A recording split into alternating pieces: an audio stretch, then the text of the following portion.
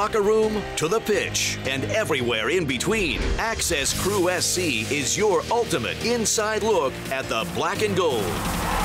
Join Marissa Contepelli, Dwight Burgess, and Neil Sika for unmatched coverage, in-depth analysis, and exclusive talks with the players and coaches. This is your club. This is your Access. Access Crew SC, Wednesdays on Spectrum Sports.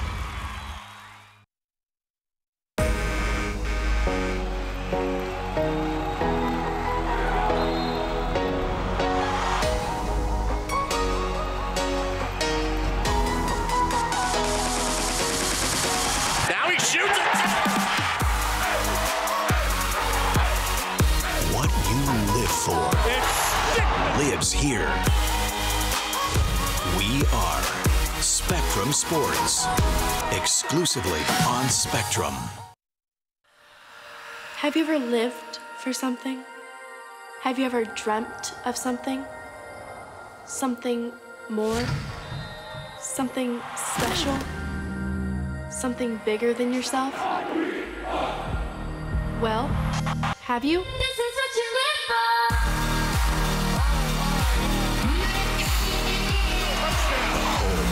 High school sports, Spectrum Sports, exclusively on Spectrum. Crew SC Match Day. Every match, 30 minutes before the kick. Delivering everything fans need to know. With live reports, unmatched analysis, club news, and more. After the game, stay here for Crew SC post-match. From the biggest moments to the road ahead, Crew SC Match Day and Crew SC Post Match. Only on Spectrum Sports. Wednesday nights, get ready for kickoff with Spectrum Sports. High School Blitz Preview. The can't-miss show for all things high school football. We'll break down team news, the latest standings, and what to expect on the road to Canton. High School Blitz Preview, Wednesday nights at 7 on Spectrum Sports, exclusively on Spectrum.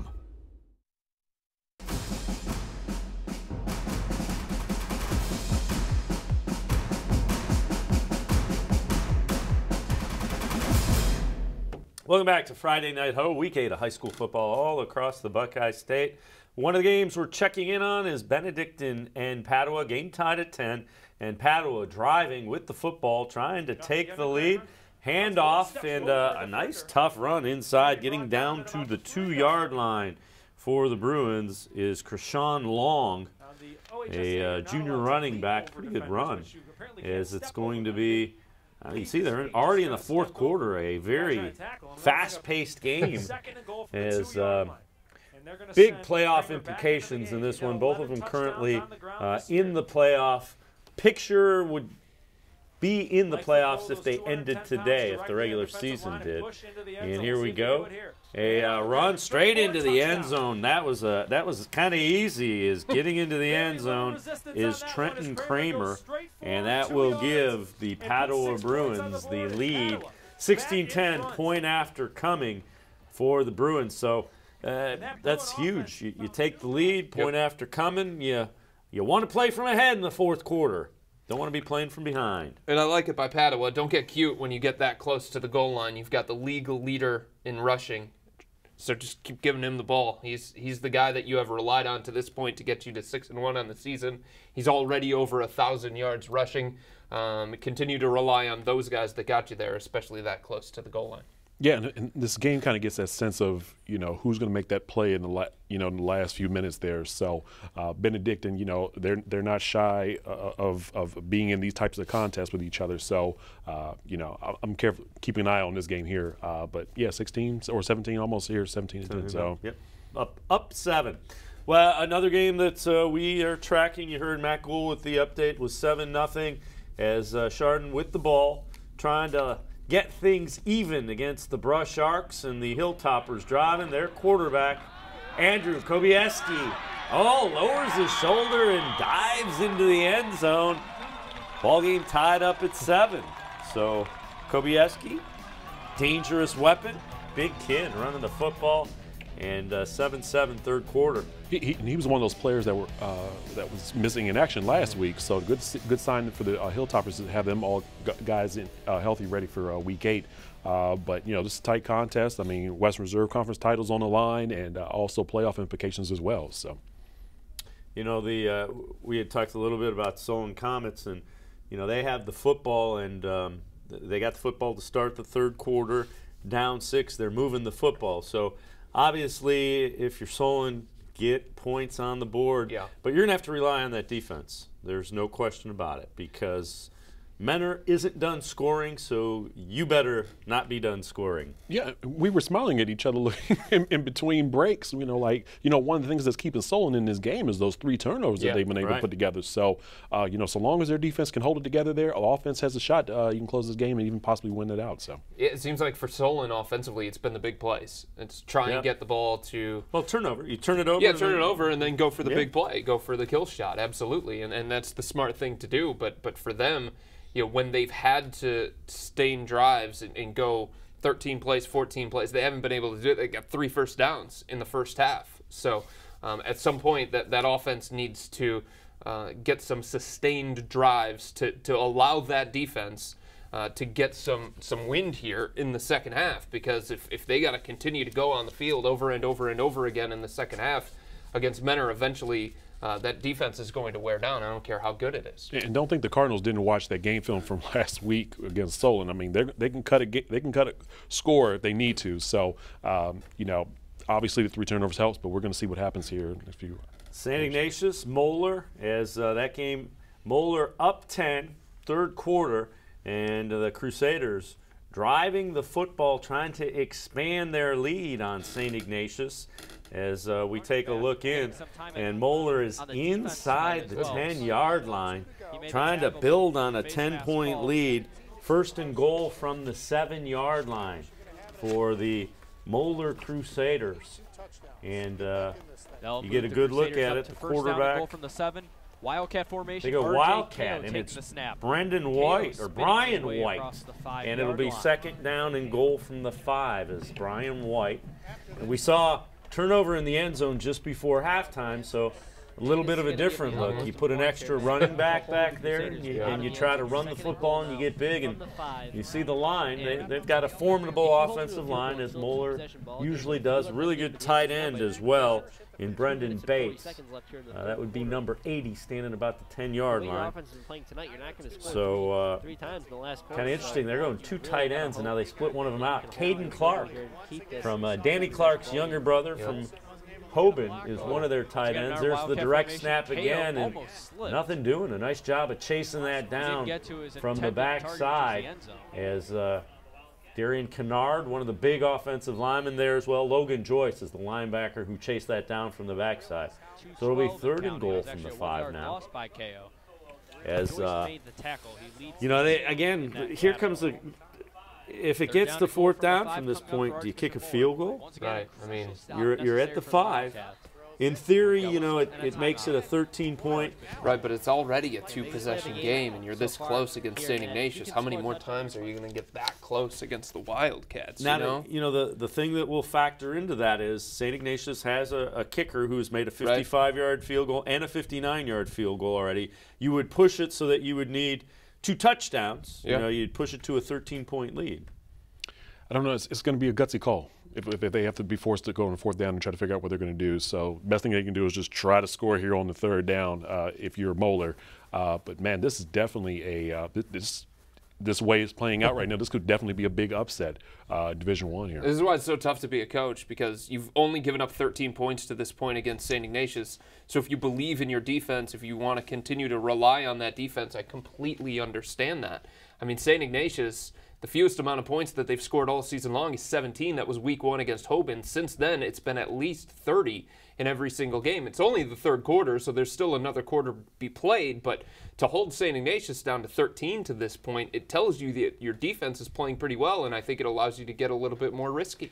And then also, how much faith do you have in this quarterback that you've had to bring in too as well for Moeller with Mitch McKenzie? So obviously, we got a chance to saw what he did close to the red zone there, throwing that interception earlier. So I don't know. I mean, like I said, I feel like whatever they got to do in this third down, they've got to be able to score. But Ignatius, I mean, they can cut it. They can cut the game if they need to. So. Well, Lakewood is taking on Westlake. Two of our student reporters, Garrett and Thomas, give us this update. Take it away, guys. Welcome to the halftime report. It is I, Garrett the Man Eater Hark. And Thomas the Great Hansen. And we are here at Westlake, where Westlake is taking on Lakewood in week 7. Both teams 0-6, but first half has not gone well. Yeah, unfortunately, the Lakewood Rangers have 21 and your demons only 10. Probably due to multiple fumbles on both sides and missed snaps. Both teams were doing well to begin out with. The Demons actually taking the lead for a short while, 10-7. But then a minute later, followed up by a touchdown by a great run route by Lakewood, and they just scored another one just before the half. And it's not really been going our way. But I think in the second half, if our defense improves enough, we can stop Lakewood from scoring points. Our offense is doing well. It's just that defense needs to be out there. Joe and I were talking about that on announcing how our offenses are pretty good. It's that both teams, the defense needs some work, and it looks like ours needs a little more work than theirs. I agree with you on that one, Thomas. This has been Halftime Report. All right, we appreciate the update as Westlake down 21-10 at the half. And I like that T-shirt. Home with the state of Ohio as the O. I got to find out where my man got that. There you go. You know, going back to the St. Ignatius Moeller game, it'll be interesting to see the decision that Moeller comes up with there. They were looking at a short field goal, and my guess is you kick that when you factor in how well your defense has played, and that's you want to try to make it so that a field goal, a longer field goal, can't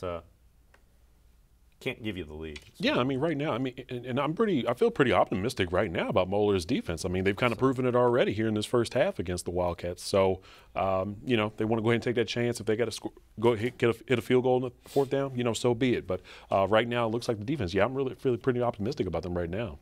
Well, one of the games we've been tracking is the Solon Mentor game, and Solon answers in the third quarter with their first possession, driving the football downfield. Thomas Wilkes through the hole, and Thomas Wilkes into the end zone to give Solon the 21-20 lead. That's the kind of big play that Solon has been leaning on all night long. It's usually Mentor with the big play offense, right? The athletes all over the place, and they can score quickly and they can score in bunches. And for Solon to have those big explosive plays, I think obviously it takes a lot of pressure off of JT Kizer. And at this point now, you turn things over to your defense, and this is the kind of game that Solon wants to be in. Okay, we're up. We've got our defense playing well. Now we can lean on them. And the defense, and the Solon defense, again, has to feel pretty confident coming up with 3 turnovers against the Cardinals. So they're in good shape. Thomas Wilkes, somebody we haven't heard about in a couple of weeks, right. So I'm sure he feels pretty good about getting into the end zone tonight. But now the Cardinals have an opportunity to answer. So, yeah. Again, you know that Mentor offense they're going to get things rolling. So the question is, can you come up with a stop? Can you come up with a turnover? And that offense, they're playing well. They better keep coming up with big plays because they're going to need them. They're nowhere near done scoring yet. I think for Thomas Wilkes, I mean, it's great for him. I think it opens things up for him to have a guy like Raphael making some plays on the outside. And that's the thing that Wilkes, we didn't know about coming into the year. Is there going to be anybody else on that offense that's going to be able to take pressure off of him so that teams can't load up to slow him down? When you've got playmakers on the outside and you've got somebody with 2 touchdowns in the first half, suddenly maybe the defense has to start looking a different direction and saying, okay, that safety that we're going to bring up, maybe we have to push him over towards Raphael because he's been burning our corners. So I think that's a product of the playmakers on the outside helping Wilkes get to the corner there. Well, the other thing is you're going to have to account for Kizer potentially running exactly as well. Right. They like running the zone read, so pick your poison. And that's an effective offense. That is an offensive you can plan with. Yep. And I was one surprised when Jeff was talking to us about the whole ankle situation with JT. I'm just wondering, how's he doing right now? Will he be able to try to do some running for the Comets? Right. But, even though, if he still has to pass it off to Thomas Wilkes, he's very capable of doing that. But, again, Solon has won the conference the last 2 years. So I'm sure that they got to say, look, hey, how did we get to that point last year, and how can we repeat that again this year? So. Let's check back in as Moeller and St. Ignatius doing battle, and the Wildcats trying to cut in to that Moeller lead. They did take the field goal. And the Wildcats is Kyle Hall. He's going to Hall throw downfield for throws Nigel it. Oh, Drummond, what a who catch. makes the catch A nice grab by Nigel Drummond for the touchdown. So a nice pass to Nigel Drummond, and that will make it a 26-20 deficit. A nice pass, a nice catch. 26-20 now the score. Well, for a minute there, I thought he was going to just trip up at the 1 yard line. I was like, wait, whoa, what are you doing? Yeah. But, you know, I mean, you know, great sign for the offense, obviously. And we even talked about how Coach Kyle was going to have to go back in the second half. They do make some great adjustments at halftime, trying to figure out what they need to do to be able to cut this deficit. So, you know, great job with the reception there, and still some more time to play in the game. Man, one, if you're Moeller, 2 opportunities inside the 5-yard line, and to come away with just 3 points in those 2 opportunities, boy, is that a gut punch, especially when your playoff lives are on the line against St. Ignatius. You just can't waste those opportunities against that caliber team. If you're St. Ignatius, you're sending a basket of muffins to that entire defense for being able to do that, giving the offense enough time to try and get something going, one big play, and suddenly they're back in the game, all because the defense came up with 2 big boy plays in the red zone. Are they blueberry or chocolate or chocolate chip muffins? Yeah, at this point, you're not going to be picky.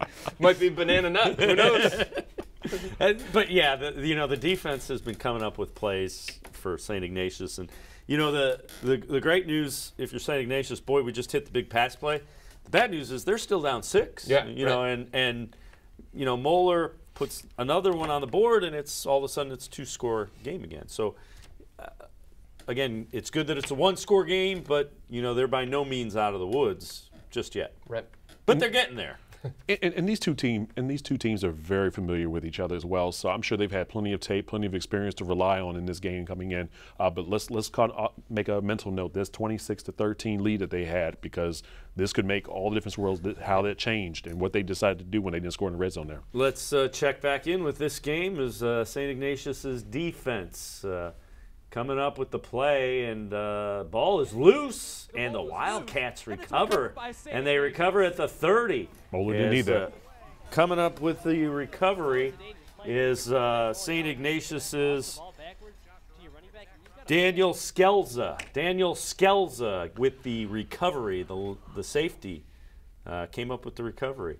The Wildcats just showed in that play that they didn't get to these top rankings because of their offense or because of their defense, but you know, just making these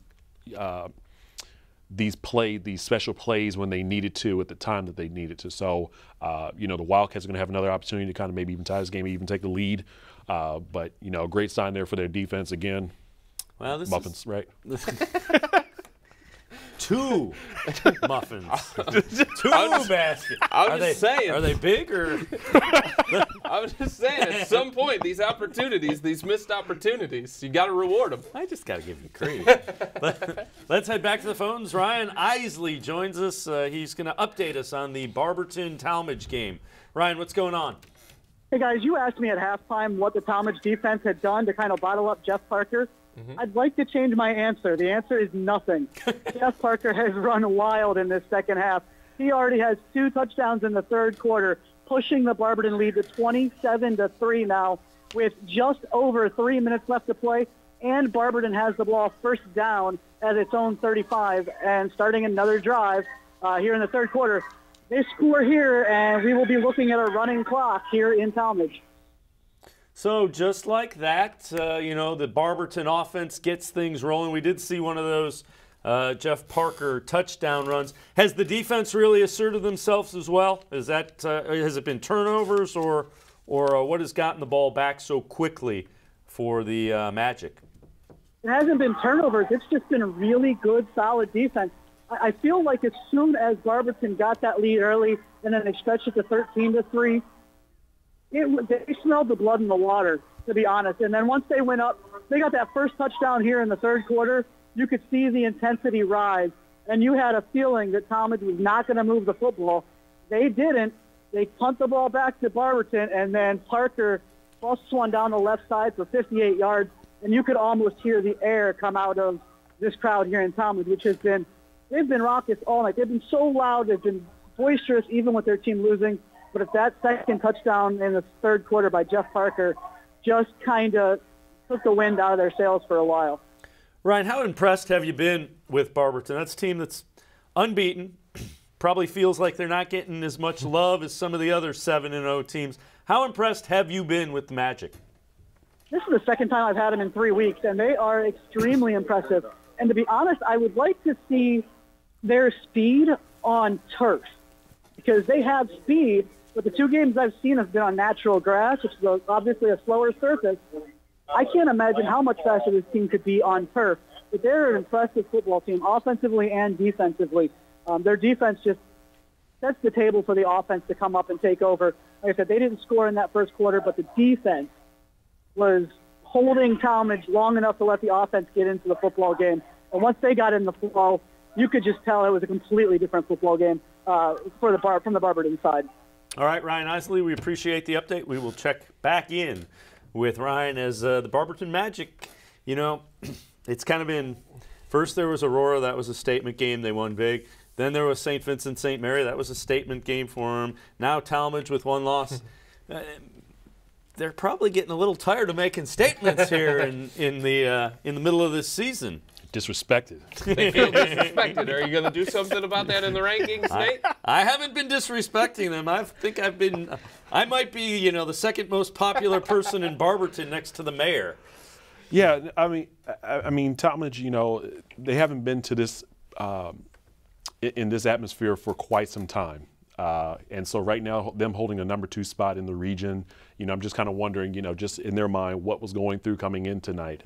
You know, had a couple picks last week, did really well. They're 6-1 coming in this week. So, you know, I'm just kind of curious how serious maybe even they have even taken this game here. But Barberton's playing like they've been disrespected, and Barberton's playing like they're on a mission, maybe even win this American Division title. So, Dave, I think you brought it up earlier. I don't think enough people understand how good this Barberton defense is. Yeah. And if you just look at the numbers, you can try and point them any way you want, and maybe it's because they've played a couple of 0-7 teams, maybe it's because they've played a couple of 2-5 teams. But look, this is a team that has only given up 20 twice in 7 games, and when they've played against the 2 best teams on the schedule, arguably Aurora, 7 points. St. Vincent St. Mary, 14 points. Tonight, Tallmadge.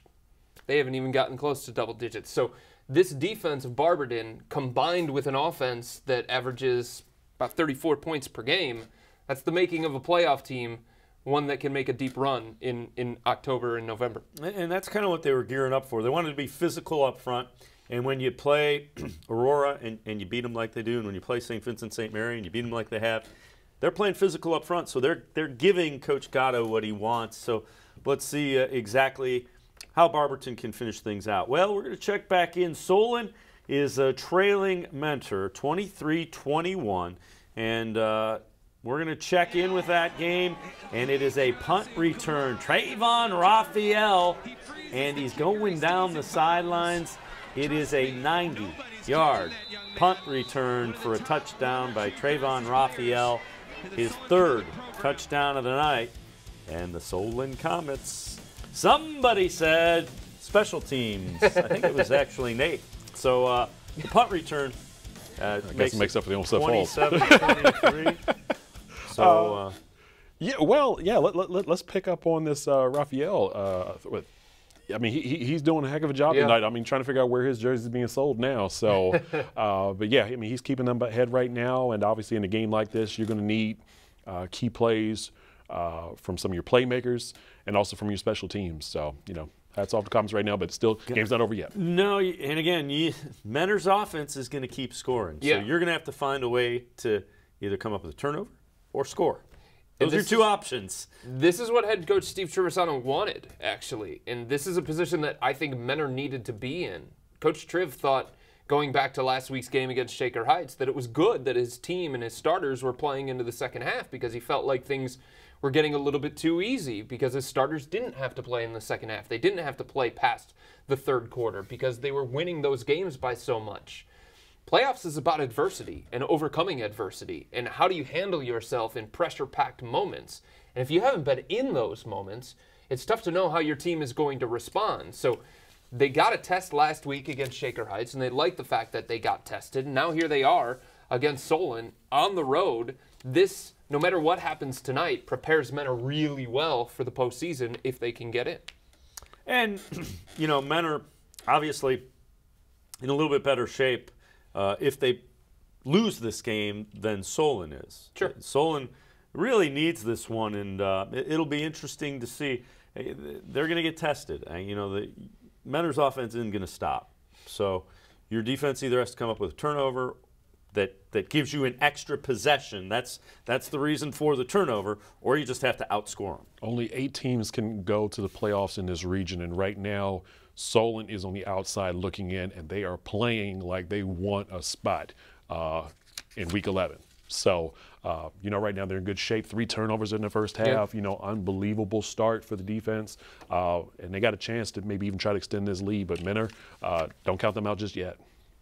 Well, we've been following St. Ignatius and Moeller. Moeller a 26-20 lead. And the Crusaders' offense trying to get things untracked. They give the ball to Colin Thurman, and Colin Thurman, a bad angle. Look at him go. Colin Thurman outruns the defense 73 yards for the touchdown. Colin Thurman pushes it to a 32-20 lead. Moeller went for 2 to try to push it to 14, as you would expect. But the important thing there is they're in the fourth quarter, and it is a 2-possession lead.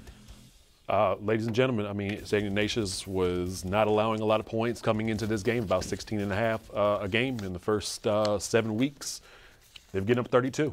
Yeah, and it's not a good sign. Keep in mind, they did have the punt return. Right. And the punt block. But the punt block, they got the pick in the end zone. So it's interesting. We keep going to these highlights, and we see things that we're not used to seeing from St. Ignatius. A bad angle right there that allowed that big run.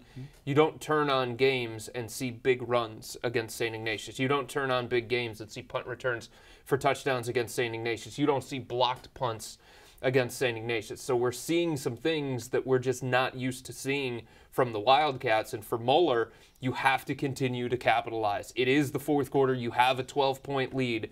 But we saw with one big play how quick that turned the momentum, and then Moeller turned the ball over. Lucky for them, their defense came up with a stop. But this Ignatius team, with this offense, they can strike quick. They've already shown that throughout the course of the game. So you have to continue to capitalize on these opportunities. Boy, I just wonder, like, you know, we were looking at that 3-4 record for Moeller, but they've just been beat up so much this season in the teams that they played, and now it looks like it's just paying off for them against the Wildcats right now. And they're making plays, and the Wildcats are just, their mouths are just wide open right now. Like, what is going on right now? We have not been doing this the first 7 weeks. And to your point, I can't even remember the last time I seen them so far back in their end zone when we saw a couple of those highlights. So we're going to see what happens. 12-point advantage right now, Moeller. Well, when you set up the schedule and you have Moeller, Xavier, Eds to end it, it's with a purpose. You're going to face the best of the best, and it prepares you for what's coming in Week 11. And that's the reason they do that. And it will be interesting to see the final 11 minutes of that game to see if the Wildcats can, in fact, pull it out. And for Moeller, it's the same kind of thing. You want to be at your best late October, early November if you get there. So that's why you put a great team from Kentucky at the front of the schedule. That's why you put St. Xavier right there in the middle of the schedule. That's why you put LaSalle there. That's why you finish with St. Ed's and Winton Woods. Because if you can get through that gauntlet going into the postseason, you feel like, hey, we can hang with anybody then. Well, one of the games we're tracking, the Brush Arcs and the Chardon Hilltoppers, as both teams trying to strengthen their playoff chances. And 7-7 is the score in the Chardon Hilltoppers offense. Driving again, and it's Andrew Kobieski. Oh, look at that. Just gets outside. Would have scored if it was touch football on that one. Gets into the end zone, 14-7, as the Hilltoppers have scored 14 straight. And that one goes to the fourth quarter. They were missing him last week. Yep. They were missing him, just being able to manage the game and just be able to kind of give the Hilltoppers a disadvantage against their opponents. So, great sign here for the Chardon Hilltoppers right now. And we've gotten to 2 plays, and it just looks like Chardon. Looks like Chardon. The quarterback keeping, faking the handoff, getting the defense going one direction, having him go the other direction. And they can be very, very difficult to play for a team like Brush. We were talking about the styles and how they make the fight. Olmsted Falls, Midview, Chardon, Brush. It's 2 polar opposites. And for Brush now, they're in a game that favors Chardon. And they needed this game for them with the questions that they have defensively. They needed 21, 28, 35, that sort of thing. And now you've got your offense there on the sidelines really, really antsy. And who knows what happens at that point. Either you make a play or sometimes you end up making a mistake because you try and do too much. Well, the good news is you're equipped to score quickly with Godwin Joe and that receiving core. The bad news is now you're running out of time and your margin for error is shrinking with each possession. So, again, 14-7, Chardon leading Brush early fourth quarter. So it will be interesting to see if the Brush Arcs can come back and tie this and maybe even take the lead. And Chardon is usually not known for passing the football a lot, so that's probably one of the reasons why you don't see such a large margin of score right now. But let's not forget that Chardon was undefeated last year. They won the conference title, so they know what it takes to get back to that point as well. But right now Chardon's in good shape right now, but Brush. Now the question is, the same offense that is known to put up a lot of points, can they do that tonight against the Hilltoppers? Well, they didn't score a lot against East Lake North in the loss, and again, it's now a little bit of a slump for the Arcs. Before that, they were putting up 40-some like it was like it was their license to do so. Right, exactly. And the question is, how do you respond to something like that? Is that a shock to the system? Is it a loss of confidence? And then they come back into this game, and now they're being held in check once again, and you're like, oh my gosh, shades of Hoover, oh my gosh, shades of North, what do we have to do to find that offense that put up 54 against South and 52 against Kenston? Where is that offense? And you start to question yourself and say, hey, are we even capable of doing this anymore? 54 against South, 51 in the first half. Yeah. He scored 7 touchdowns and a field goal in the first half of a football game. So they scored on every possession. Yeah, and one of the differences compared to those games and now in what Brush is facing, Chase Cline is right there in the middle of the football field, getting ready to head to Michigan State as well. So, it's probably going to make some, it's going to make Goodwin Joe have to make some tough calls on offense of what he's going to do with that football. So, well, we are keeping our eye on the Solon and Mentor game, and the Cardinals trying to come back, but the Comets offense. They get the ball after the defense holds, and the Comets with it. They run the jet sweep, and there is the man, Trayvon Raphael going to score. So 2 touchdown passes, a kick return for a touchdown, and now a touchdown run. 34-23. Yeah, that one late in the third quarter. And the Mentor Cardinals offense not going to go away, I guarantee it. So right now, though, Solon leading by 11. Raphael leading by 5, if you do the math there. Have a night, young fella. Find a way to get him the ball. He's hot. That's the thing. I mean, credit to Solon. Exactly. Credit to Solon. Understand where the mismatch is. Understand the guy that is rolling. And just come up with creative ways to get him the ball. It doesn't matter how. And there was another creative way of getting the ball. Chris, you were talking about earlier just about Solon and being able to find who's going to be that receiver, for the Comets after the turnover last year with the players. But, he's showing in Week 8, look, hey, I want to lead my team, try to get a playoff spot, and I want to lead them, try to get in the playoffs. So, Raphael's doing a heck of a job right now. We talked about him having an advantage against Mentor with how many touchdowns he's having, and I'm just kind of curious where his jersey is going to be sold after the night. So, well, you talked about creative ways to get the football to somebody. Mentor responds, and this one's pretty creative. 3rd and 10. Tadas Tatarunas, all kinds of time to throw. steps out of one, then directing traffic, throws down the field. It's deflected. Floria grabs it and gets into the end zone. How do you like that for creative? Wow. Bank shot off the defender into the receiver. Long touchdown to draw closer. And oh, that's a gut punch. Oh, that's a gut punch. You play it so well. If you're Solon, you make him hold the ball long. They make the 2-point conversion, so it's a 3-point game. But you cover great on the play because he had to hold the ball so long. You get enough pressure from him where he's got to escape to the right and he's got to get out of a tackle. You're in position to make the play, and then you just don't. Oh, that hurts. The Comets and the Cardinals kept some plays off film. I think that's what happened because, I mean, these are just some incredible plays right now. These are some great playmakers that are making some plays right now. And, you know, we said earlier, I mean, this is going to probably be one of those games that's going to come down to the last play. But 34-31, Comets are ahead right now, I believe at home in this game. So, yeah. So, you know, you saw Tatarunas. He's directing traffic, landing planes, and then finding his receiver. I mean, the challenge is you can't give him that much time. Right. Because they've got 5 guys on the field that can run and are pretty good athletes. And you're asking a lot of your secondary to try to cover for that long. Now, it was covered pretty well. Yeah, it was. But you're not going to make – that is not a good way to win a football game, is to let him have that much time to direct traffic and pick and choose which receiver he has open. And what a swing, too. It was 3rd down and 10, so you get a stop there. You flip the field. You probably get the ball maybe at the 30, maybe at the 40, and your offense goes back on the field with all that momentum, and suddenly Mentor's right back in this.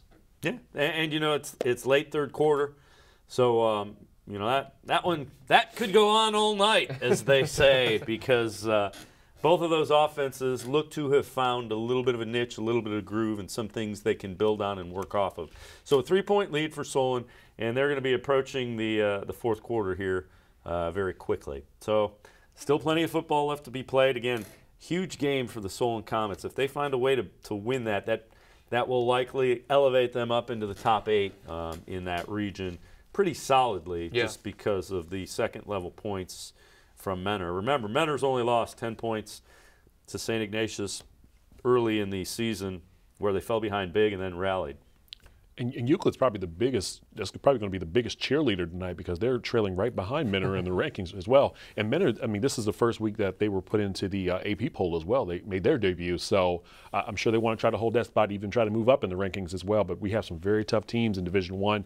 We were just talking about Moeller. We were talking about some of the folks in Division I as well. We're talking about Ignatius and St. Edward. We're going to find out what happens with the Wildcats tonight against Moeller.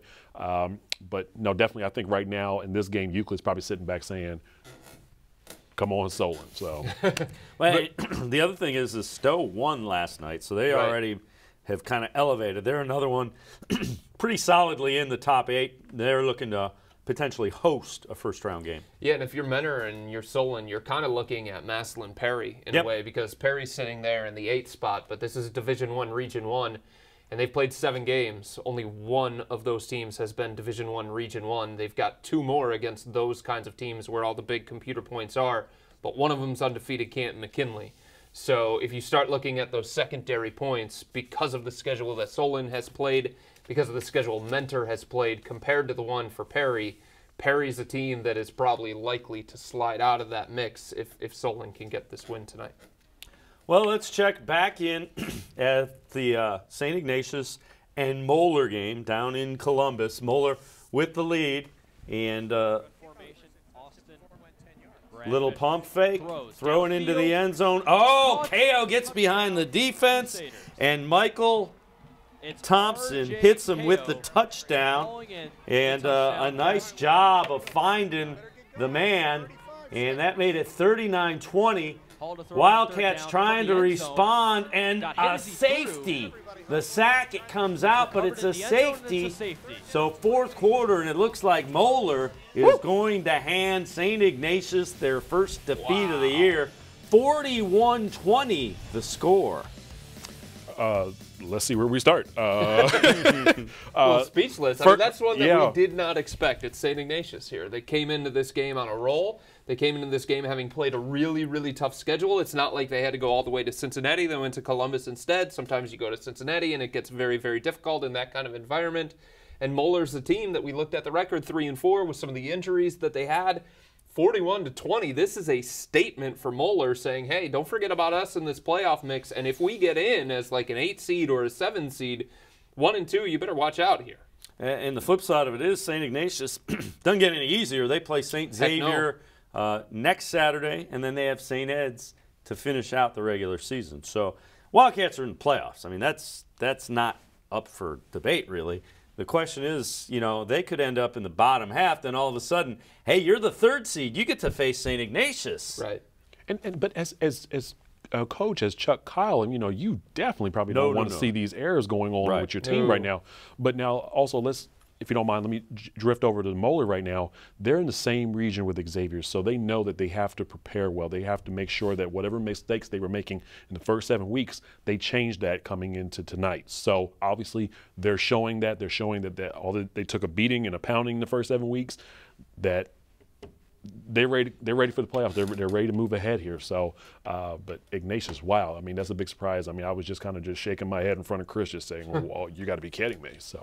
Well, we're going to step aside, take a quick timeout here on Friday Night Huddle. We'll be right back as we continue to wrap up Week 8 in high school football, along with Chris Fedor and Nate Cline from cleveland.com. I'm Dave Bacon. We'll be right back after this timeout.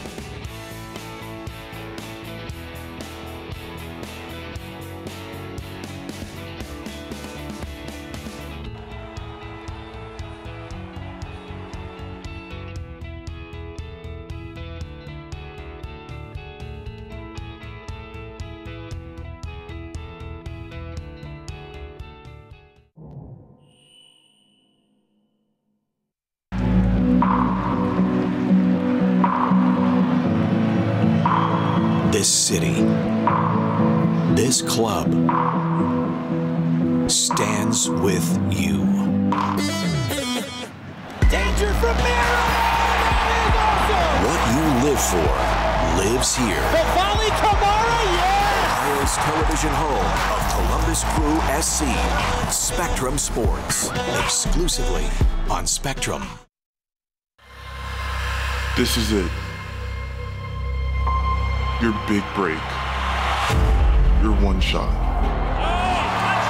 Your only chance. There are 2 outcomes. Make history or be history.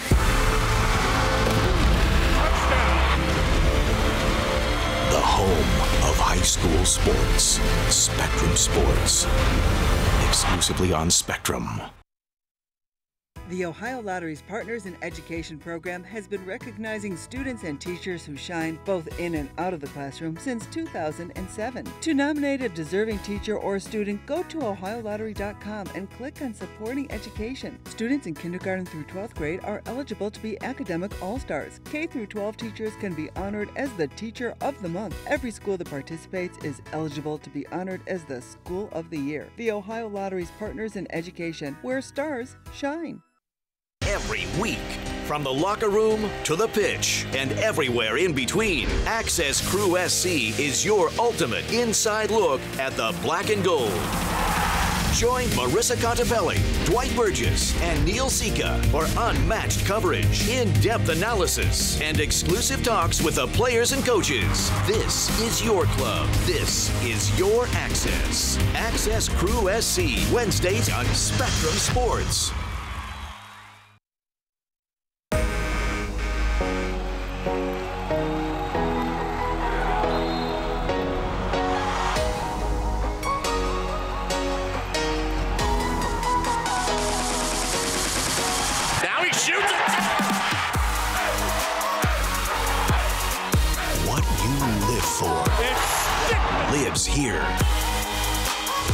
We are Spectrum Sports, exclusively on Spectrum. Have you ever lived for something? Have you ever dreamt of something? Something more? Something special? Something bigger than yourself? Well, have you? This is what you live for.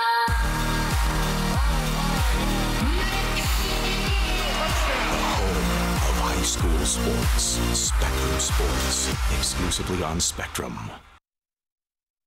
Crew SC Match Day. Every match, 30 minutes before the kick. Delivering everything fans need to know.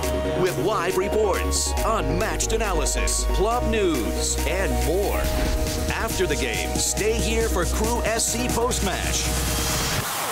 From the biggest moments to the road ahead, Crew SC Match Day and Crew SC Post-Match. Only on Spectrum Sports. Wednesday nights, get ready for kickoff with Spectrum Sports. High School Blitz Preview. The can't miss show for all things high school football.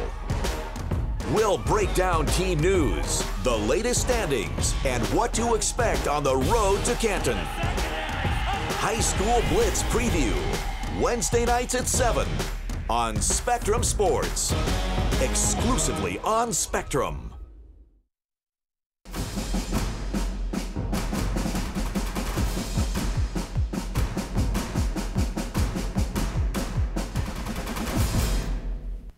Welcome back to Friday Night Huddle. I'm Dave Bacon as we get set to wrap things up as Week 8 games are approaching the final gun and a couple of surprises. I mean, the one that really sticks out is who would have thought that Moeller would be up 21 in the fourth quarter on the St. Ignatius Wildcats? I didn't. I didn't either. It's been a dominant performance, too. I mean, it very easily could be plus 24 Moeller, plus 28 Moeller, plus 30-something Moeller with some of the missed opportunities that they had earlier in the game. And I think you have to give Moeller credit. A lesser team maybe hangs their head, maybe lets the missed opportunities get to them. They missed those opportunities. They were real, and yet they still kept coming, and they still kept making plays. And I think that's the mark of an experienced team, an experienced coaching staff, and a team that has been in these kinds of games against this kind of competition in the past. Definitely a sense of urgency. You know, they missed out on the playoffs last year. Yep. And, you know, St. Ignatius handled them pretty handily in same situation where they played in Columbus. And this time they were ready. They were ready to come out and play like they needed to play. Yeah, and this was something that I did not expect to happen, but Chris made a great point that the Wildcats were making some very uncharacteristic things tonight. Yep. For the games that I've seen them play, I've never seen them so far back in the end zone. I've never seen them miss on some of these opportunities that they have. So the Wildcats, you know, if the score goes the way it is right now, the Wildcats are going to have a very long conversation back to Cleveland after this game and getting ready to head for Xavier and St. Edwards. Yeah. And you know what? That's not necessarily the worst thing that could happen. You know, what a game like that does is that if you have minor flaws and you don't pay attention to details, a game like this will expose it, and it allows the coach to just say, guys, you know, we've been talking about X, Y, and Z. Now you see why it's important. Right. And sometimes players look at it and say, okay, yeah, we've been talking about X, Y, and Z, but we've been getting away with X, Y, and Z because we're 7-0, and we beat Elder 30-28, and we beat Glen Oak 34-20. And sometimes you're right, Dave. Sometimes a coach needs that loss, and sometimes players need a loss for those things that have been showing up to really, really become something that they then focus on and say, oh, yeah, okay, that's really a problem. We need to get this corrected before the postseason. And keep in mind, you know, last year, St. Xavier, the team that beat St. Ignatius in double overtime in the state championship game, had 5 losses. Yeah. They were 5-5 in the regular season. St. Ignatius beat them by, I believe it was 28-7 in the regular season in week 9. So these games are all preparing all of the teams that know they're going to be in the playoffs for, okay, details matter, and this is why. Right, and I think the truth is St. Ignatius is flawed, St. Ed's is flawed. A lot of these teams are flawed. Nobody's perfect here, especially in Division I. So the question is, are you going to run into a team that is capable of unmasking your flaws? And that sometimes will be the determining factor on a win or a loss. But that doesn't mean that the flaws don't exist. It just means that they've been covered up, sometimes by a pile of lesser opponents. And I can't wait until probably the next couple of weeks or so. We're going to be going back to look at this game and just saying, man, you remember that Moeller game that they played and how they showed up? You know, I'm just curious just how this is going to play in the rest of their story for the rest of the year. But, you know, you even brought something to my memory last year with St. Xavier with their 5 losses. I think they talked to Coach afterwards, and he was very surprised. He was like, I can't believe we got this far with 5 losses. So, no, you're exactly right. But, you know, it looks like, you know, if you can, you know, clear up your mistakes and just try to win these key games that you need to and make some key plays, good things to happen. And obviously St. Xavier benefited from that, winning their state championship last year. So yeah, you know, they got on a roll, and it wasn't like it was an easy path. I mean, they ended up beating, you know, the Coleraines. They beat St. Ignatius. Teams that they had trouble with in the regular season, they corrected things and ended up winning and winning a state championship. Now, you know, the other thing was, we'll flip the script a little bit. And we've talked a little bit about the Brush and the Chardon game. Brush is a team, you know, that loss to East Lake North was unexpected. That was an upset. Right. You know, if they are unable to come back and beat Chardon, now all of a sudden that playoff spot is in question. Brush, but they need to clean up on defense. Yeah. They've given up so many points, and just that was a good sign in the first half where they just kind of shut out the Hilltoppers in that. So they're going to have to figure out how to clean this up. I mean, you know, if they can, one, get out of this game against Chardon and try to win that game, but then two, you know, I'm sure they talk about it all the time. You've got to clean up on the defense and clean up on these errors that you're making. So, but, you know, it also doesn't help that the Hilltoppers brought back some of their key players that were missing last week in this game, and it looks like they're just pounding at the Brush right now. So yeah, you're right, though. They have to worry about those things, Dave, because you've got Lakeside sitting there on the outside looking in, and then sneaky Brecksville, Broadview Heights. And again, like, you don't want to say if, but if they beat Wadsworth, or if they find a way to beat Stowe, then you talk about all those points that Brecksville could get, and those are available for the Bees. Now, they have to take care of things on their end, but that makes them really, really sneaky. Right now, they're sitting at 12, but if one thing happens for them and Brush doesn't take care of business and they continue to allow, if they lose tonight against Chardon, those losses to pile up, suddenly the bottom of that division in that region changes significantly. And just an update, I was actually checking 21-14 in favor of Chardon right now, 3:03 left. So Chardon's still just trying to hang on, trying to get this win. But Brush, I mean, obviously they've shown that they can score points in a short time span if they can. But obviously the big key is try not to commit any turnovers or try not to give up too many.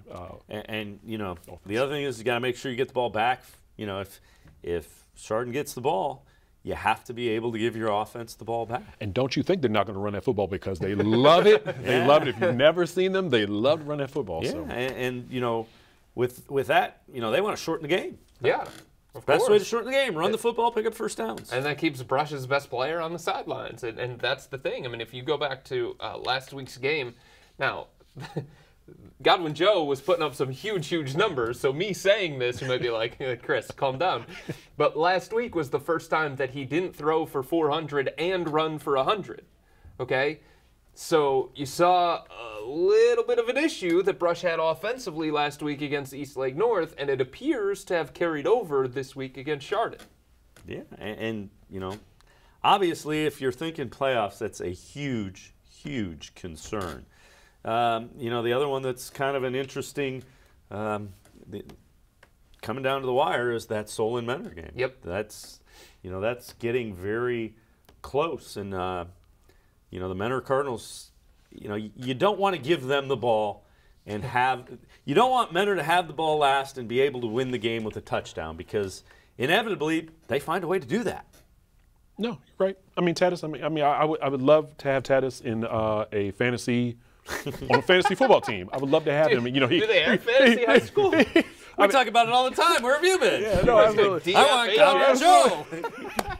But DFHS coming to Northeast Ohio. But no question. I mean, the Mineral offense. I mean, they have the tools to be able to close a deficit. But the question is just then, how's Solon going to respond? But right now they're ahead. I mean, they're the conference champions from last year. But I mean, this is going to shape out and there's a reason why this is called Game of the Weekend. It's a very good game to watch. So. But if it happens and it goes that way, you're talking about strength against strength. So if you're Solon and that comes to fruition, you're sitting there and you're saying to yourself, okay, yes, Menner's offense is fantastic, and we understand that, and we know how good Tatarunas is, but our defense is darn good too. So if we need a stop or a handful of stops in order to win this game, I'm good with our defense being out there. Yeah. You have to have that mentality if you're Solon, because that's who you are, right? I'd feel a lot better if it was an 8-point game and we needed to stop as opposed to a 3-point game. Most certainly. I'd feel a lot better if you're in victory formation, but sometimes it doesn't happen that way. Yeah, I hear what you're saying. I've just seen what, in the Steve Trevisano era, what that offense has been able to do against some really good defenses. Normally you say a really good defense shuts down a really good offense. It's not always the case because there's the Menner offense curve. And it's all graded on a curve with that. Yeah. And Solon, I mean, coming into this game, they had to play like their backs were against the wall. And they did. You know what? They came out and played really well. And the game is still very much in doubt with 3 minutes remaining in it. So, clearly the Comets, the unfortunate thing is a really good team in Division I, Region I, is not going to make the playoffs. There's going to be one of them. Well, last year it was Menner, right? Right. I mean, that was the team that we looked at and said, oh my gosh, that team's missing the playoffs. So that's life in Division I, Region I. That's why you really run a risk. Even though you load that schedule up and it prepares you for the postseason, you really run a risk if you're in the 3-loss, 4-loss category, because of how stacked Division I, Region I is. And don't think in a couple of weeks that we're going to come back and say, hey, you remember Week 8 when Ignatius fell to Moeller? Or do you remember when Menner or Solon won that particular game? This is going to be a big key game. This is a big key week for all those teams moving ahead for the playoffs. But, right now it looks like I said, I mean, Solon's playing like they want to spot. So. Yeah, and you know what? If they end up beating a team like Menner in Week 8, and they can finish out the season the way they need to, they'll have earned the right to be in Division I, Region I's playoffs. I mean, there's not going to be a free pass into that playoff with the 9 teams that are really, and I know there's a couple others that are still theoretically alive, but basically it's 9 for 8. Yeah, and again, I used this analogy last year, got made fun of a bit for it, but you don't want to be the kid that goes to the market as part of the team that missed the playoffs. Solon hasn't missed the playoffs since 2012. You come into if you go to Solon, you come into every single year and you're thinking conference championship and you're thinking playoff spot. And if you're part of the class that misses the postseason, that's not a blemish that you want on your resume. So these kids obviously have a ton of motivation, they have a ton of pride, and they're playing for school and city, and they don't want to be the black sheep of the community as the senior class that missed the playoffs for the first time since 2012. And man, I'm really curious to see. Way to ruin somebody's high school life. I'm just kidding. But I'm really curious to see if Solon pulls this game out, how that's going to throw the conference into shape, because Euclid is the only team that says, look, we having a chance to probably win out on this conference title if we can beat Menner as well. But again, I mean, there's still time to play in this game. But again, but just mark my words, just watch how all this plays out if Solon were able to come out with a win against the Cardinals. But the Cardinals, we could be talking about this great win that they do here suddenly. So we'll just see. That's just the beauty of the show. The beauty of that, the beauty of the game of the week, all of that. So. Yeah.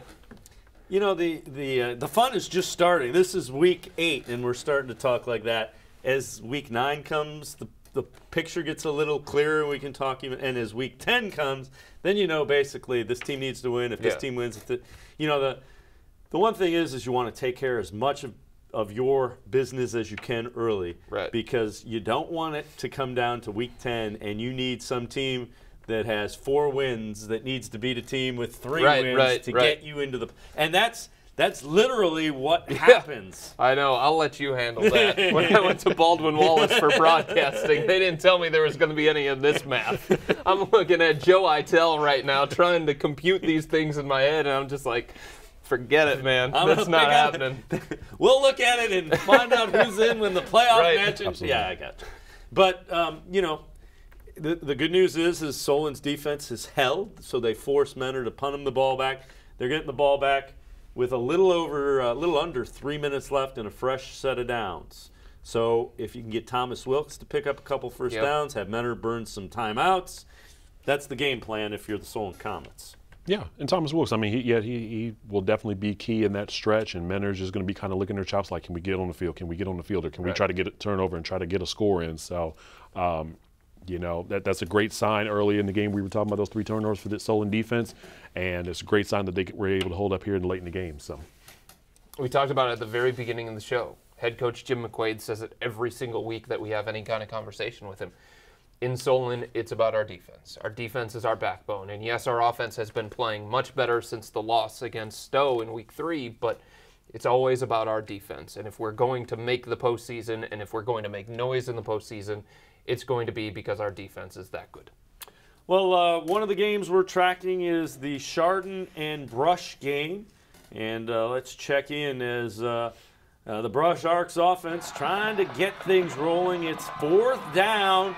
Godwin Joe steps up and throws. Oh, Donovan Johnson goes up and grabs it. And he takes off into the end zone for the touchdown. The Arcs get into the end zone and put it on the board.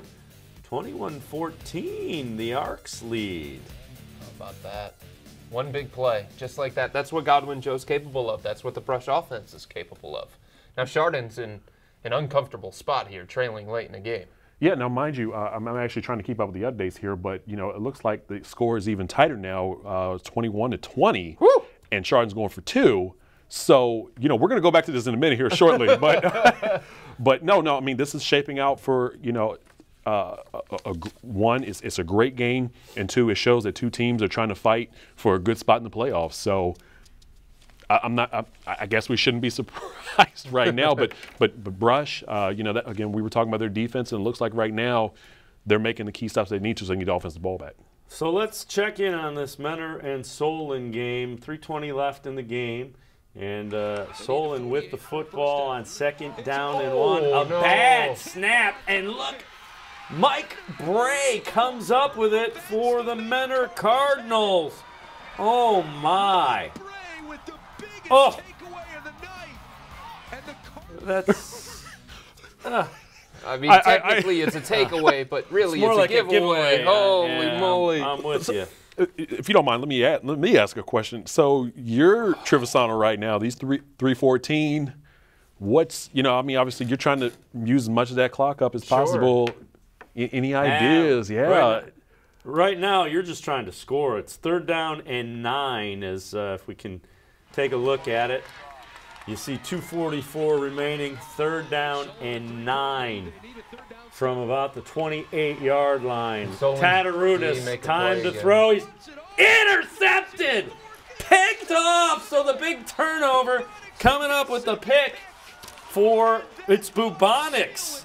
A nice job by Bubonics to go up and come up with the pick. Sam Bubonics, the free safety, read it like a book. He's a junior. Oh, look at that full extension.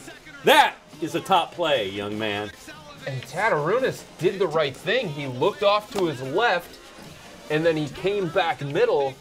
But Bubonics, that is some height on the interception. We said right before that play, can Solon's defense make a play again? The answer, yes.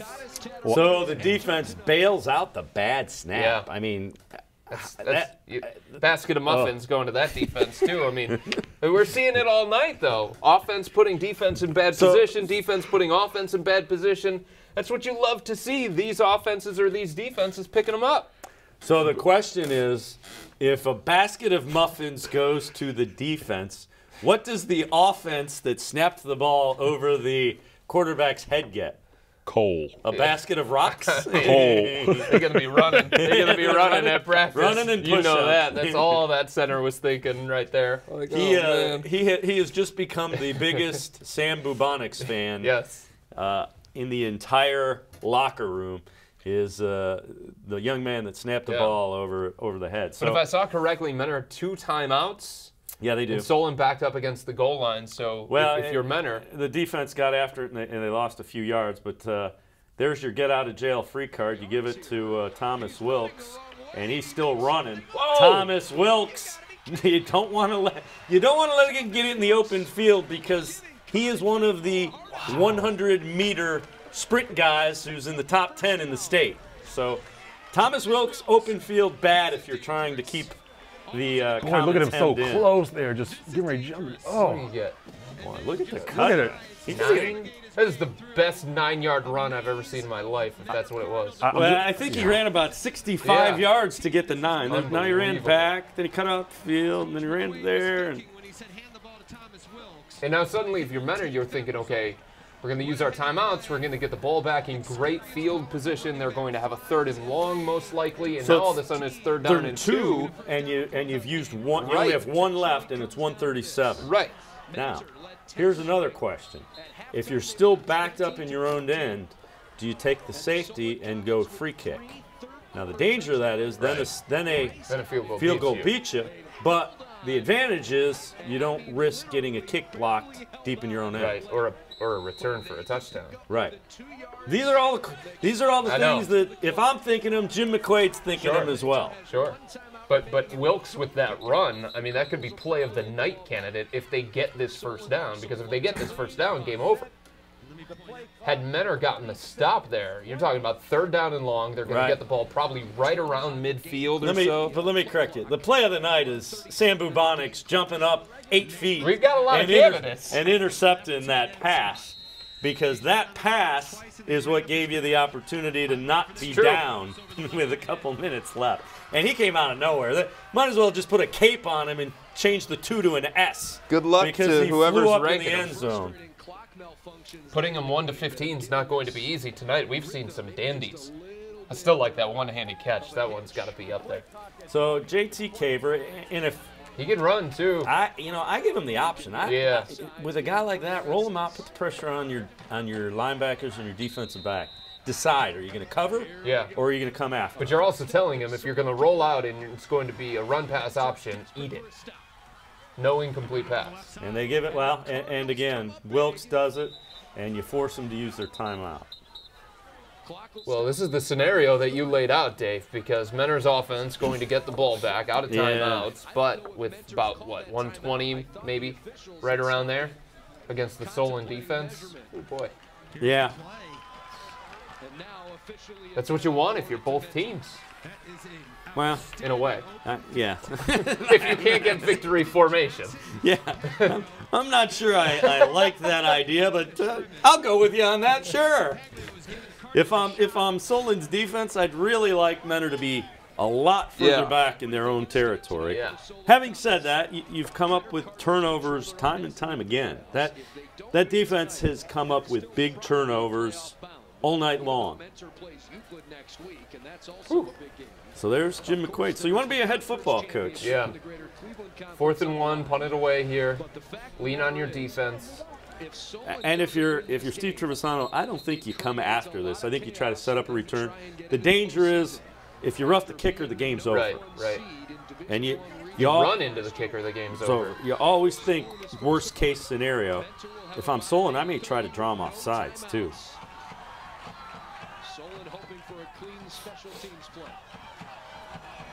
So there they do. They line up in punt formation and no one near the kicker. And it's a line drive, and it takes a really nice bounce and goes out of bounds as Logan Shea wisely wanted no part of that. You give your offense the chance to go and score because that's the unit if you're Menor you rely on that offense. And there's Steve Trevisano. 1:23 left, 1st and 10. No timeouts, but 123 in high school football is a lifetime. Right. And you only need a field goal, technically, to tie it. And keep in mind, after you get a first down, the time stops while you move the chains. Yep. So that gives you time to get up and get your play called and get your formation set. And Mentor's used to doing that. So Tatarunas, 5 wide receivers calling the play at the line of scrimmage, basically. Empty. That's not a surprise. Spread them out and throw it. Incomplete. Logan Shea, an interesting guy. That's a young guy that has started in the defensive backfield since his freshman year. They need another athlete as a wide receiver, so they flip him over, and he's playing both ways this year. Yeah, and he came into tonight's game, 40 catches, 516 yards, and 4 touchdowns. And then the first play to start this drive, of course, he's looking for Shea. And again, he's the guy that returns kicks, he returns punts. Tatarunas throws to Shea underneath, and you see some of the athleticism, steps out of one tackle, gets out of bounds. So it's third down, but it's third and short. And again, what this offense for Mentor does, spread you out, and then we're going to pick which matchup we like based on who you're defending them with. Nobody's defending Logan Shea because they're in a zone look. So we're going to throw to Logan Shea. That's just kind of the way that offense works. And there's Shea again. They're in motion to see if they get him manned up. Tatarunas deep over the middle. And obviously, Floria grabs it, and it's a first down inside the 30-yard line. So it's one of those plays where I was like, no. Oh, okay, that works. I mean, going to his left, throwing back to the right against that kind of defense, not often you get away with that, but that's a huge play. Now they're right around field goal range. And you see why this Mentor offense is so difficult, because, again, they'll spread you out, and they pick the matchup that they think is most advantageous. I mean, that's been their calling card for years, and that's why the other thing that you like about this offense is that these kids have been in the same offense, in the same system since like junior high, so they know it inside and out. And in this kind of situation, like a 2-minute drill, this is like backyard football for them because they're so prepared. And they have it inside the 10-yard line. As Tatarunas found Derek Kleinheinz, another one of those guys. And again, notice we're saying different names. Logan Shea, Floria, Kleinheinz. These are all guys that they're picking up the matchup and finding, okay, this guy is open, this guy's open, this guy runs this route well, this is the area of the field that I like to throw to him in. And it's very precise, very well choreographed. And right now it's being executed very well. And this, I've seen how this ends, and it's not the way Solon wants it to end. And if you're Solon, at some point maybe you consider bringing the house, bringing some pressure, but it's so hard when you've got so many different weapons for Mentor, and if they win a one-on-one matchup, it's a touchdown. So there's first and goal from the 8. Tatarunas throws. And a nice job to... Oh! Logan Shea breaks free, dives into the end zone for the touchdown. 42 seconds left. Bubonics had him, the guy who had the interception, and Shea just fought through it. And Solon, it was a pretty good set by the defense because they brought pressure from that same side. Smart by Tatarunas to target that side.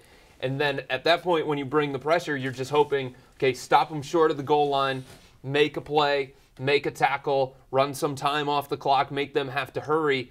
And they just didn't do the most important thing on that play, which is make the tackle short of the goal line. Obviously, you give credit to Shea for fighting through that and not giving up. But for Solon, I mean, you played it defensively the way that you wanted to without getting the sack, and you just didn't make the play.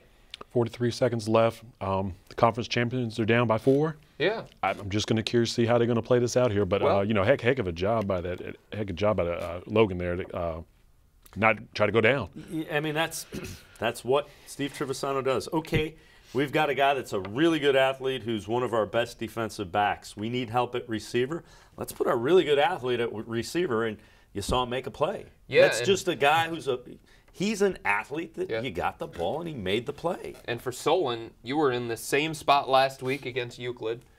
Down in the game, ball in the hands of your quarterback, JT Caver. You drove down the field, got around the 30-yard line, around the 25-yard line, And then unfortunately for Solon, you threw a pick in the end zone. But now you're back in this same kind of situation. Let's see what you learned from that experience and see if there's anything that you can put towards this one. I would think if you're Solon, you want to target Travion Raphael. But boy, if Solon goes down and loses this game, unbelievable. Yeah, I think we counted 4 interceptions tonight against Tatis. That's incredible, and you still lose the game. But again, 43 seconds left. They still have some time. See what they're going to do about this. But to your point, Nate, that's the kind of pressure that Menor constantly puts on you. It's a meat grinder, and it's so difficult that you have to almost be perfect. Not necessarily perfect. There's no such thing, but close to it all night long. And one slip up, one mistake, and it could be the difference. Here's the kickoff. Keep in mind you do have Thomas Wilkes, and Solon or Mentor had that in mind, and they kick it short. But that gives you a little bit of a shorter field. So now it's the 38-yard line, and you see 40 seconds remaining. The reason you kick that short is you want no part of the sprint guy, Thomas Wilkes. So if you are the Solon Comets, what you're looking at is you're probably trying to find a way to get it to either Raphael or Wilkes. Those are your 2 speed guys. And we've seen all night long for Solon, they've been able to find the big play. Maybe they haven't had the sustained drives. Maybe they don't have as many first downs as Menor, but they have been able to come up with the big play. Obviously, Menor's going to be playing for that now, and it's going to be a different kind of defense. But just get the ball in your hands of your best players and see if you can give them a shot. And they bring in Taj Ward. That's another D1 defensive back recruit for Solon. And it's tipped and picked off. Bray, who recovered the fumble, comes up with the interception, and Menor is going to win it. So Mike Bray, 2 big defensive plays. He's the guy that got on the bad snap. He intercepts the tipped pass that clinches it.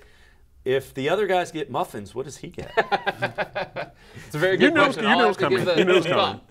Maybe donuts. Who knows? Heck of a play right there. Oh, man. Man, for Solon, tough 2 weeks. Yeah. Kidding me? Yeah, I mean, Solon, golly, just trying to digest all this. Yeah, it's I know. incredible. So, I mean, now you're scoreboard watching for the last couple of weeks of the season. Obviously, you have to take care of business against Shaker Heights and Medina, but... And that'll help. What you're doing, you become a big cheerleader for the Federal League teams that are playing Perry. Because it's likely going to be Perry or Solon for that 8th spot in Division I, Region 1. One thing is certain, we have to step aside and take a timeout, and we will get a look at some of the plays that have turned our heads. The top plays will be ahead. You're watching Friday Night Huddle as we wrap up Week 8 of high school football all across the Buckeye State, and that game has gone final with Mentor defeating Solon. We'll be back here on Friday Night Huddle on cleveland.com after this quick timeout.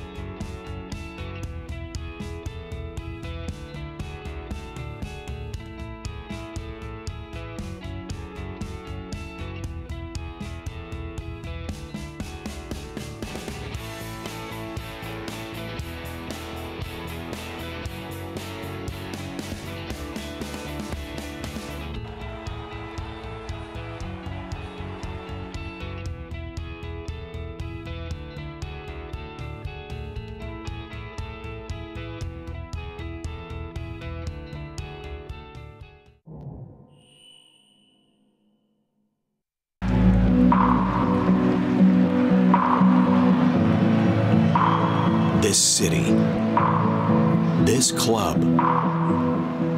stands with you. Danger from Mira! Awesome! What you live for lives here. The volley, Kamara, yes! Ohio's television home of Columbus Crew SC, Spectrum Sports, exclusively on Spectrum. This is it. Your big break. Your one shot. Your only chance. There are 2 outcomes. Make history or or be history.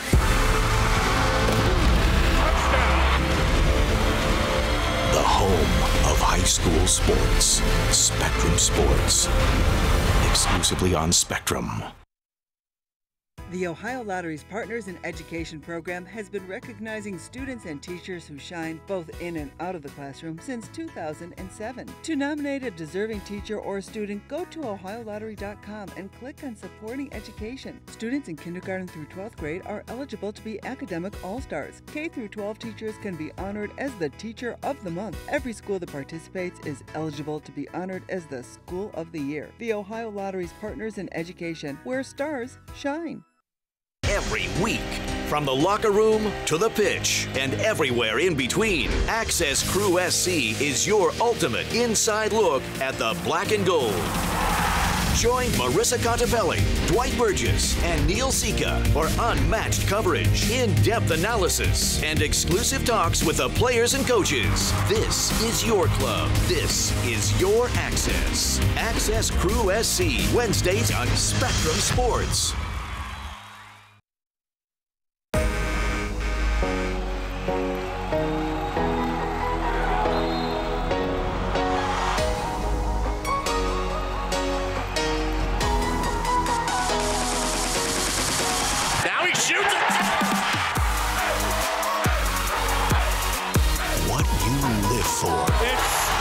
Lives here. We are Spectrum Sports, exclusively on Spectrum. Have you ever lived for something? Have you ever dreamt of something? Something more? Something special? Something bigger than yourself? Well, have you? This is what you live for!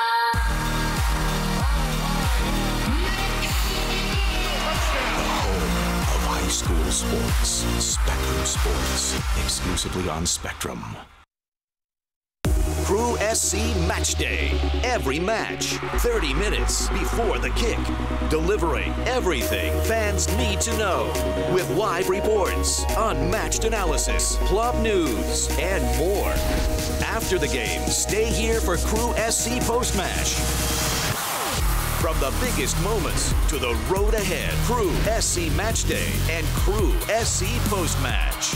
Only on Spectrum Sports. Wednesday nights. Get ready for kickoff with Spectrum Sports. High School Blitz Preview. The can't miss show for all things high school football. We'll break down team news, the latest standings, and what to expect on the road to Canton. High School Blitz Preview, Wednesday nights at 7 on Spectrum Sports, exclusively on Spectrum.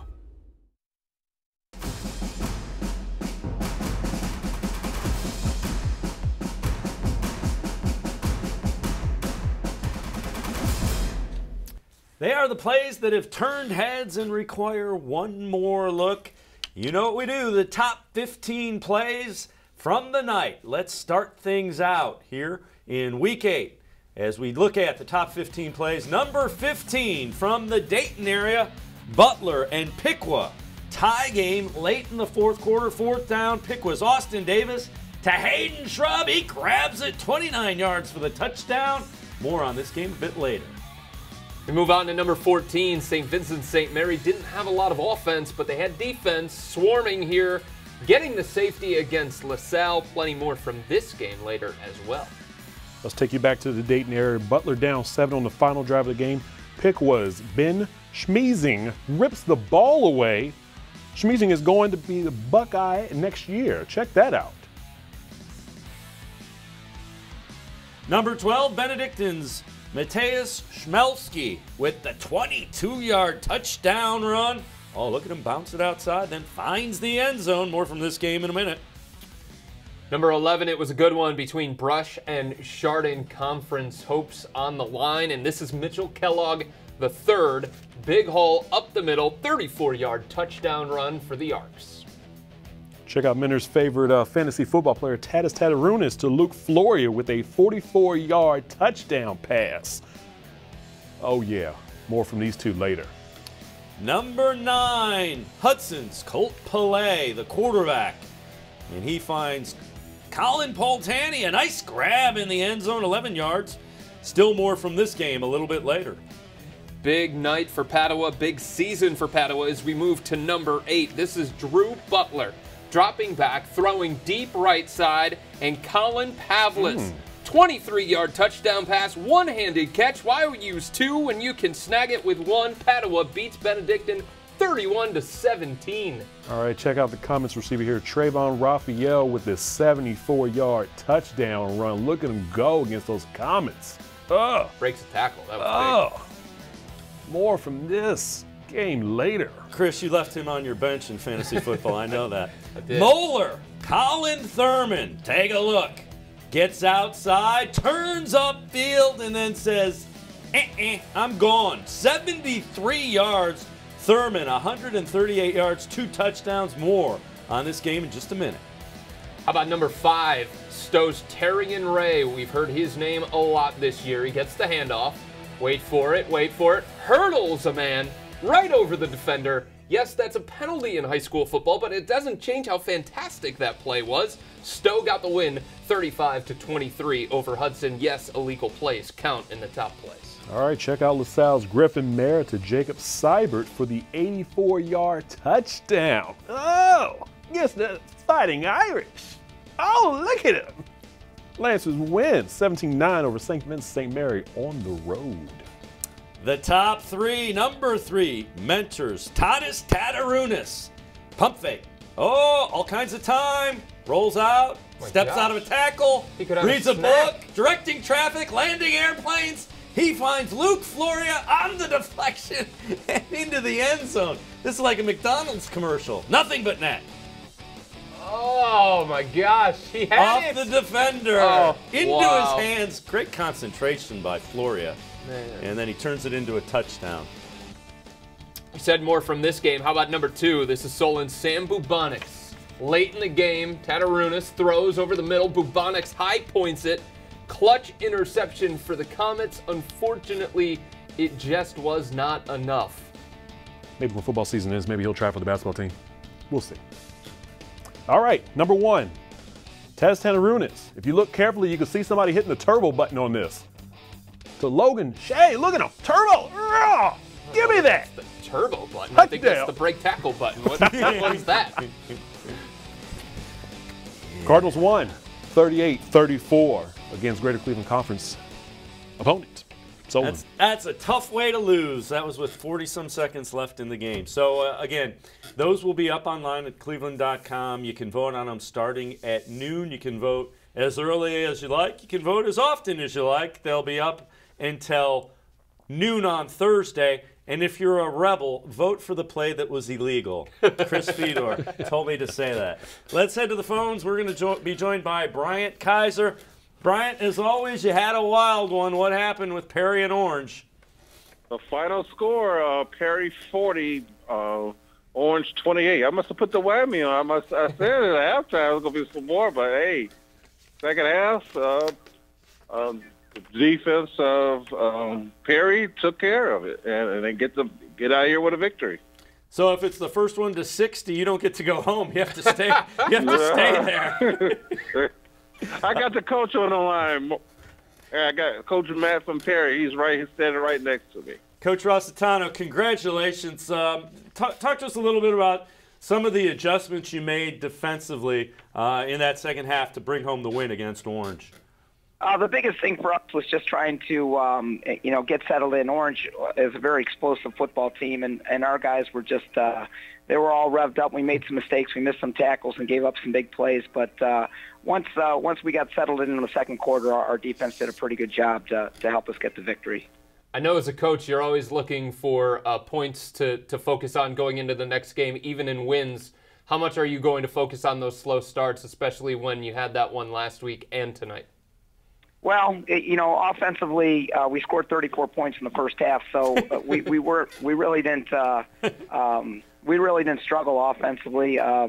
Defensively, we just needed to make some adjustments and get used to their playmakers. We gave up some big plays, but We still did make quite a few mistakes tonight. We had, I think, 3 touchdowns called back because of penalties. So those are just things we still need to try to continue and clean up. But, it was a big football game and a big win for our guys. So, 8-0, we can't complain.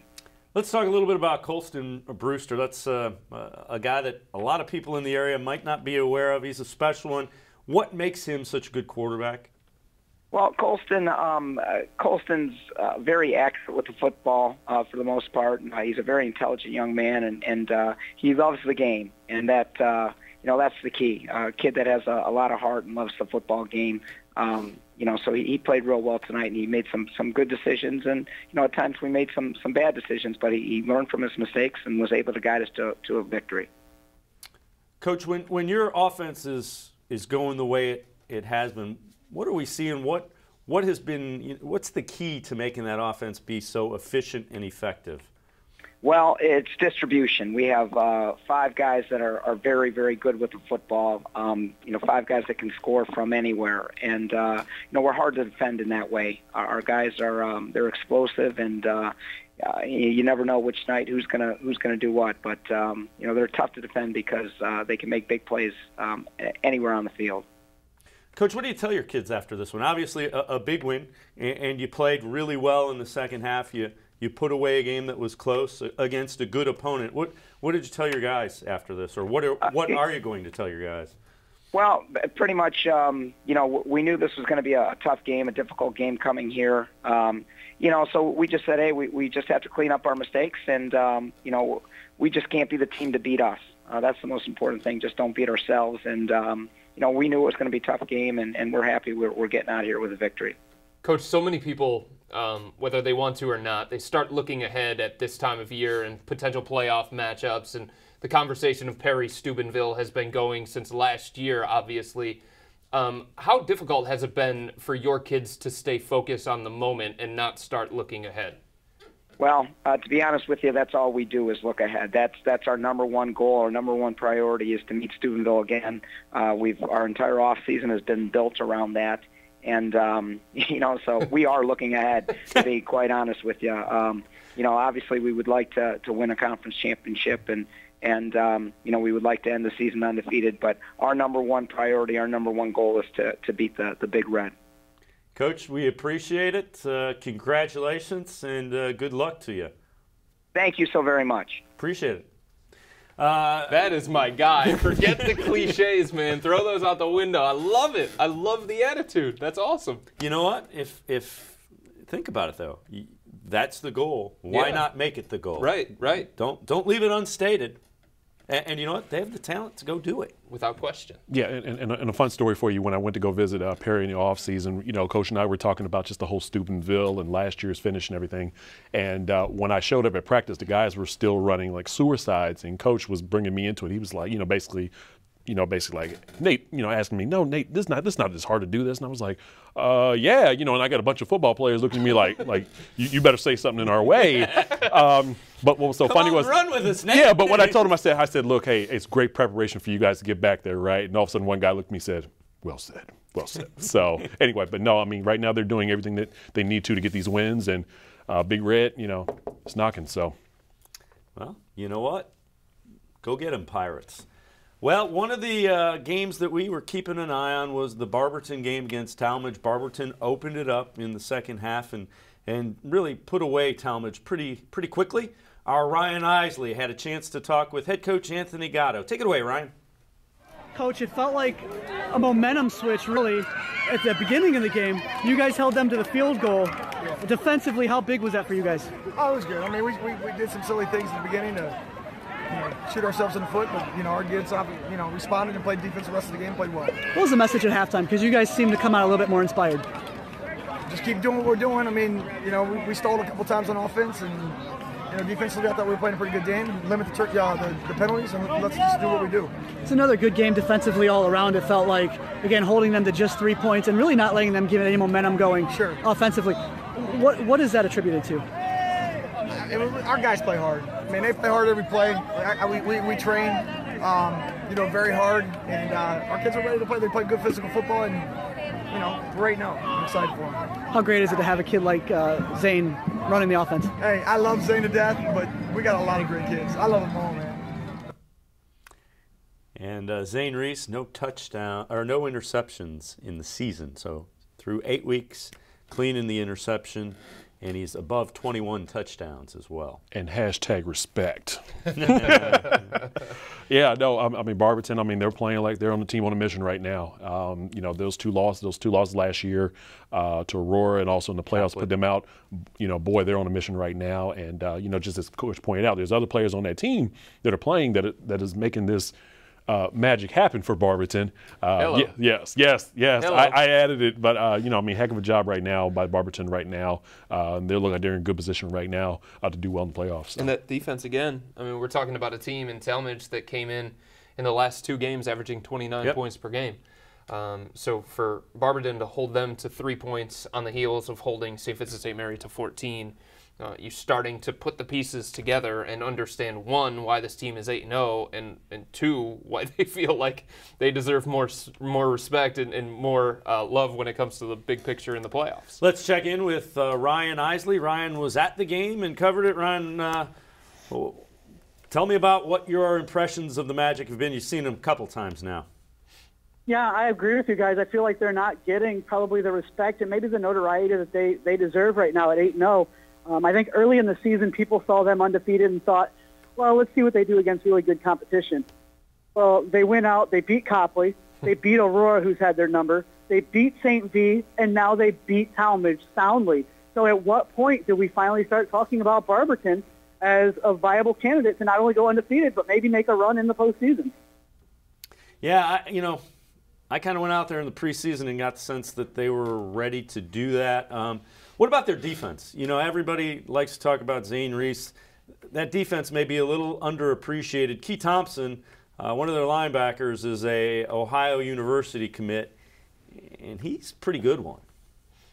He's a really good one, and they have several others who are really good on the defensive end, and they are a good cohesive unit defensively, which makes a difference between having just a couple of good players defensively and having a good unit. And tonight, like I told you guys earlier in the game, they allowed Tallmadge to come down and drive that first drive of the game. Now, there were a couple of penalties.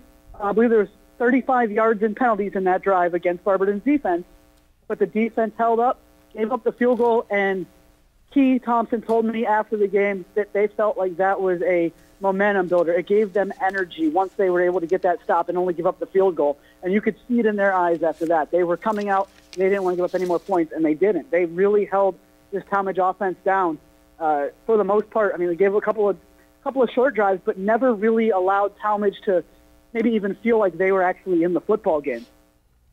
Hey, Ryan, you know, we were joking in the studio earlier about being fantasy football managers. I'm curious, if you're the manager of this Barberton football team, are there any holes that you see right now that you want to probably see them clean up here in the next couple of weeks before the playoffs start?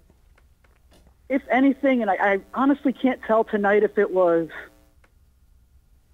legit, but maybe the penalty situation, they're going to want to clean that up. They got a couple of unsportsmanlike conduct penalties after plays, twice after they stopped Tallmadge on 4th downs. Once the play was over, there was an unsportsmanlike. Now they got the football, but then they were 15 yards further back. But again, that was one of those. It felt like every little thing was getting called on that end tonight. So it'd be interesting to see going forward. But the penalties tonight might have been the only thing I would say, if I'm Barberton, I've got to clean this up. Because otherwise, they played a really complete football game for the second time in 3 weeks that I've seen them. And from people I talked to that were at the St. V game last week, they played a really great game last week as well. So 3 straight weeks, and you could throw that Copley game in as well against good competition where they have come out and they've shown up and been the better team on the football field. I mean, people are looking at this going, oh, well, that's just Tallmadge. Well, you have to remember, Tallmadge right now, coming into this game, they were the 2nd seed in Division III, Region 9 in the state playoff poll coming into this week. So it isn't like Tallmadge is a pushover this year. Tallmadge has been very good. They were 6-1. The only loss they had was a 1-point loss to Aurora coming into this week. And Barberton just came out and annihilated them. They manhandled Tallmadge almost from start to finish. Ryan Isley, we appreciate the update. Barberton defeats Tallmadge in stays 8-0. We're going to step aside and take one more timeout here on Friday Night Huddle. We will put a wrap on Week 8 after this quick timeout.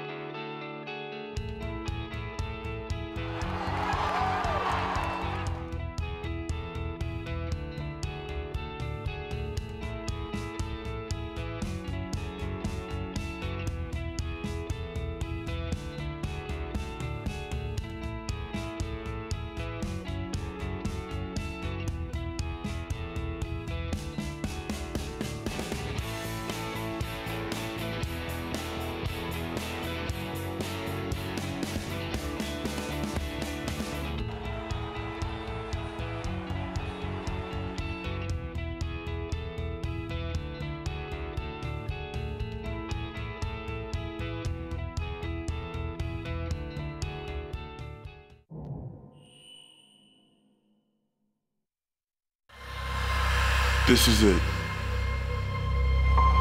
Your big break. Your one shot. Your only chance. There are two outcomes. Make history or be history.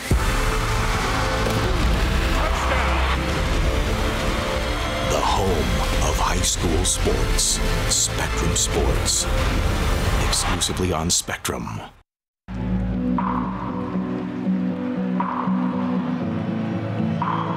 This city, this club, stands with you. Danger from Mira! What you live for lives here. The volley, Kamara, yes! Ohio's television home of Columbus Crew SC. Spectrum Sports, exclusively on Spectrum. The Ohio Lottery's Partners in Education program has been recognizing students and teachers who shine both in and out of the classroom since 2007. To nominate a deserving teacher or student, go to ohiolottery.com and click on Supporting Education. Students in kindergarten through 12th grade are eligible to be academic all-stars. K through 12 teachers can be honored as the Teacher of the Month. Every school that participates is eligible to be honored as the School of the Year. The Ohio Lottery's Partners in Education, where stars shine.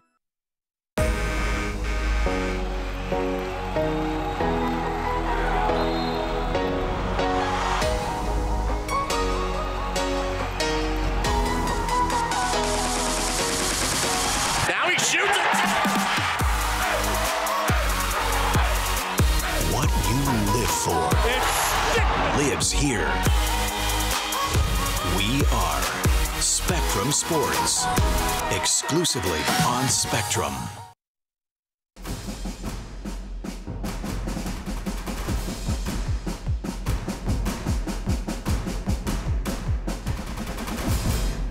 Welcome back to Friday Night Huddle. The Mentor Cardinals, just a dramatic win over the Solon Comets. And our Jeff Sabo had a chance to talk with Steve Trevisano, head coach for Mentor. All right, Coach Trevisano, your team was down in the second half. What really helped you guys propel and get the momentum back? Our defense did a good job after those first two drives in that second half and really held them and got the ball back for us. And we just stayed and kept playing our game, and we didn't panic, and we did a good job. And then taking a look at your quarterback, Tadas Tatarunas.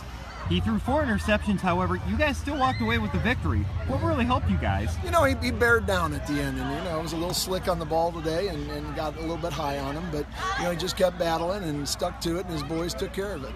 And then you talked about that defense before the game when you and I were talking about. The defense, they really came up and made some key stops at certain times. They did. They really played well because we put them in a lot of bad spots on offense, and they did a great job, battled, and got us where we needed to.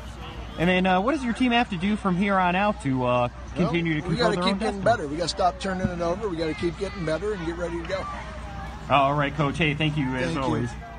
So there you have it. Steve Trevisano, obviously, with the 4 picks, wants to see his team stop turning the ball over, and they will need to clean that up without question. Well, let's take a look at the scoreboard from around the area as we wrap up Week 8 of high school football. You see Men are that 4-point win. A big surprise, Moeller, 21-point win over St. Ignatius. LaSalle by 8. Barberton with big win. Olmsted Falls put 41 up on Midview. Hey, Nate. Perry puts 40 up on Orange. All right. Yeah, hey, Padua winds that up and wins by 14. Chardon goes for 2 and doesn't make it, so Brush wins 21-20. Wow. Avon Lake, 28-24 winner over Berea Mid Park, and Lakewood beats Westlake by 3. So, guys, biggest surprise, biggest takeaway from Week 8. Nate, we'll start with you since you've set the stage for us. I'm going to go away from a lot of these the popular games that we were following here, but why talk about Midview Olmsted Falls? Lakewood 28-25 win ends a 17-game losing streak. Wow. The Rangers get the horses. The Rangers are going to have a party in Lakewood tonight. So, yeah. I would say Chardon Brush. I mean, it seemed like it was a game that was played at Chardon's tempo the whole night, a score that was favoring Chardon the whole night, and this was, if Chardon wins, they basically lock up the conference championship. They would have had a 2-game lead and then maybe solidify themselves in Division III Region 9. They came into the night 8th in Division III Region 9, so not a team that really could afford this kind of loss against Brush. And for Brush, I mean, we wanted to know, how are you going to bounce back after that East Lake North game? Do you have a defense? All of those different questions, and they come up, they make one play at the end of the game. They stop a 2-point conversion, and now they're back in the mix for not just a conference championship, but right there in the heart of the playoffs. Yeah, and you know, if you think about it, initially the question is, boy, they went for 2, but the more you think about it, Chardon ran the ball effectively. You look at it, and you probably feel, if you're Chardon, we can get 2 yards. We're running the football all over them. But, you know, Brush points to them. They come up, they make the play, and they get the win, and that's a huge win because that's going to, you know, Chardon's a team that's going to have 6, 7, 8 wins at the end of the year. One of those. And one more point to talk about, Chris, here. Olmsted Falls with the win against Midview, considering how well Midview has done in the previous 7 games here against teams. Olmsted Falls was trailing Midview in the region, so we could see a switch after this week in the polls. We'll see what happens. That's the Bulldogs along with the Grizzlies that now want to talk to Nate Cline outside. And lastly, this is going to be a showdown in the conference between Euclid and Mentor right now, because neither team has a loss in the conference. So chances are whoever wins that game could win the conference. Now I'm not necessarily surprised at the fact that Moeller beat St. Ignatius. I am surprised that they beat them by 21 and that we saw a number of turnovers and some special teams issues. That's very unlike St. Ignatius. And don't you think Xavier and St. Edward is not going to get that game film and find out what exactly did they do? And obviously the turnovers, I mean, that's got the lead of it. But definitely they're going to see, you know, where can they try to find some bright spots and try to see if they can try to beat this Wildcats team. And I think the other thing for St. Ignatius, you go into Week 9 and you're relatively unsure about your quarterback situation. You kind of bounce back and forth. And, you know, that's the last thing that you want, is to have questions at that spot as the playoffs fast approach. Now, if there's a team that's going to figure it out before that time, it's St. Ignatius, and they've got other things that they can lean on because they are so balanced and they are so deep. But to have those kinds of questions this late in the season after kind of rotating them, not necessarily the place that you want to be. Now, you know, I think they feel they can win with either quarterback. And you know, important to note that that St. Ignatius Xavier game, you can watch it at 3 o'clock live on Spectrum Sports. Ryan Kavanaugh and I will have the call. So, you know, coming into the week, that was prepared to be the matchup of number 1 and number 2 in the state. That's not going to be the case with St. Ignatius losing. They'll drop, but they won't drop that far, and they will definitely be in the mix when the playoffs get started. So we've got 2 more weeks of the regular season. Nate Cline, Chris Fedor, Dave Bacon. We'll see you next week on Friday Night Huddle, Week 9 of the regular season.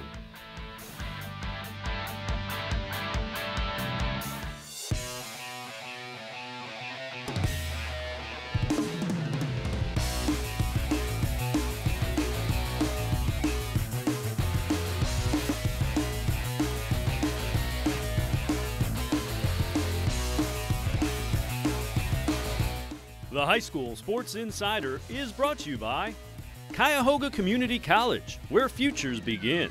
By the Ohio Lottery Partners in Education, where stars shine. By Spectrum Sports. By Dominion East Ohio. Dominion, it all starts here. And by Classic Teleproductions. The middle of October means Halloween is closing in. Most of the fall sports are in tournament mode, and football is gearing up for their playoff run. As always, a great time to talk high school sports. Thanks for joining the High School Sports Insider along with Bill Castrovince. I'm Dave Bacon. On today's show, we will meet the latest Menor quarterback who's putting up big numbers through the air and in the classroom. Plus, we've got one of the best football recruits in the country, the newest star in Lorain County, and the queens of the court who are looking for a three-peat. We begin tonight with one of the best stories out of Lorain County. A year ago, Justin Sturgill came off the bench after an injury and quarterbacked the Lorain Titans all the way to the regional final game where they lost by 4. Sturgill's back for his senior season, and the Titans are again on pace to make some noise in the Division I playoffs. With Sturgill at the controls, Lorain's offense is averaging better than 40 points a game this season. We salute Lorain High School's Justin Sturgill, this week's Spectrum Sports Game Breaker.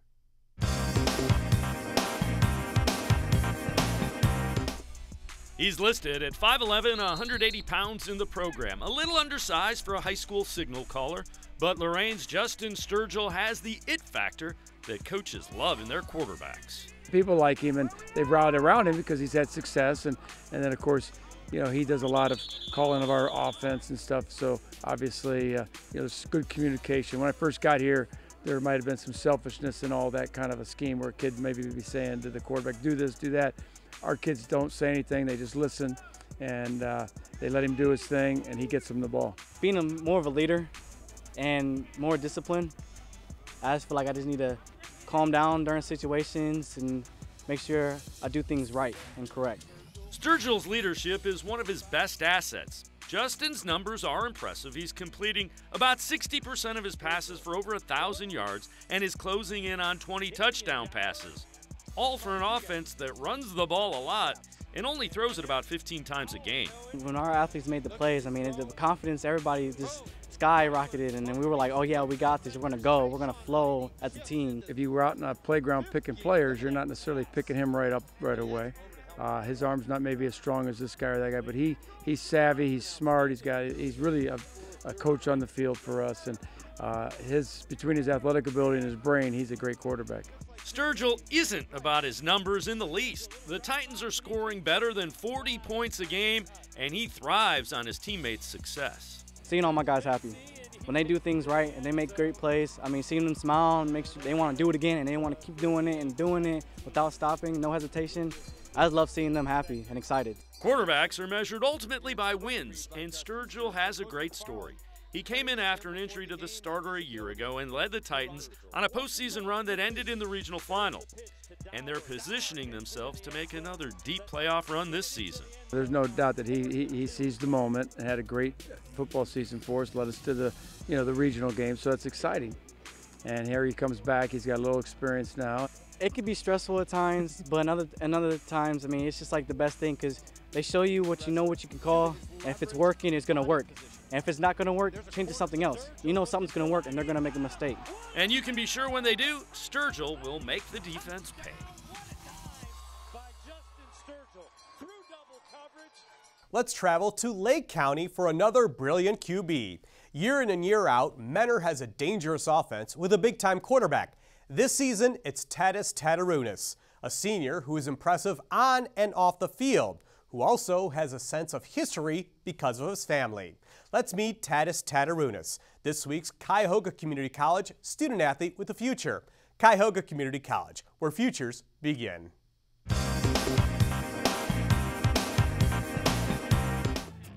The story of Tadas Tatarunas began decades ago in Lithuania, where his grandparents were born. They went to Germany because Russia was invading Lithuania, and then because of Hitler, they invaded Germany, went to Australia, and then they came here. So it's a crazy story, but I love to be a part of it. Tatarunas is proud of his heritage, and he's been making some history of his own on the football field.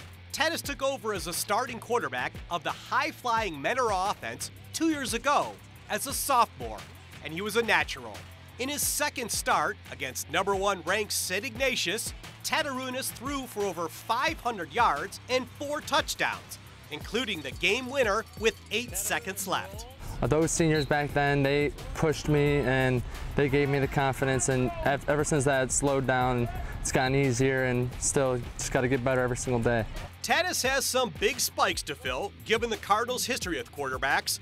Bart Tansky was Ohio's Mr. Football in 2007. Mitchell Trubisky is now the starter for the Chicago Bears. And Connor Krzancic was the D1 Player of the Year in 2013. At 6'5", Tatarunas is the tallest of them all, and he's got a big arm too.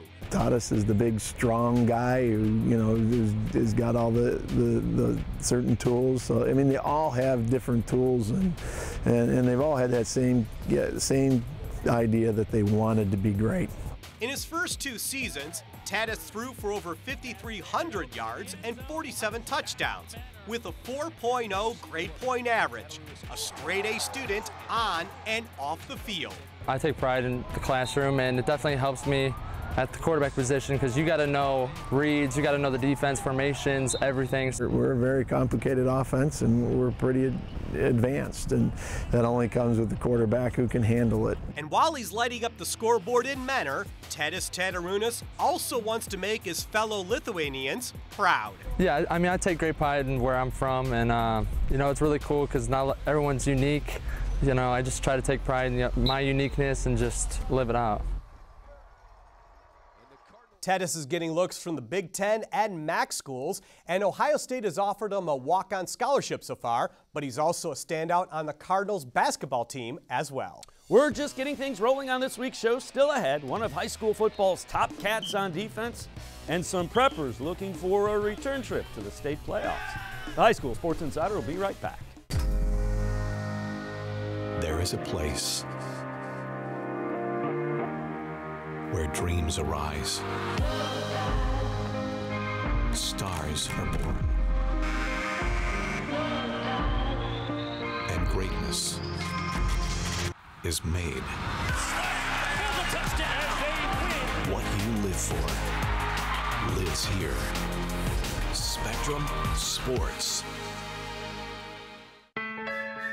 Before I decided to go back to Tri-C to become a nurse, I was a stay-at-home mom. Absolutely wanted to be a pediatric nurse. I love taking care of kids. If you're thinking about changing your career or changing your path, go to Cuyahoga Community College. I feel like I'm in a great place in my life. I have 3 great kids. I have a great job that I love. I could not have done it without Tri-C. My name's Diana Geary. I earned my nursing degree from Cuyahoga Community College.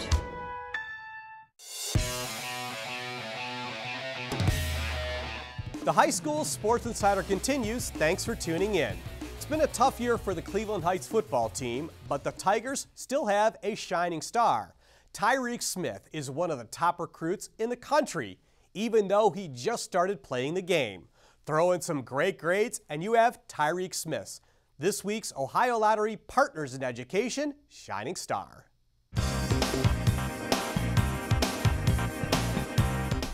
Tyreek Smith made his high school football debut 1 year ago.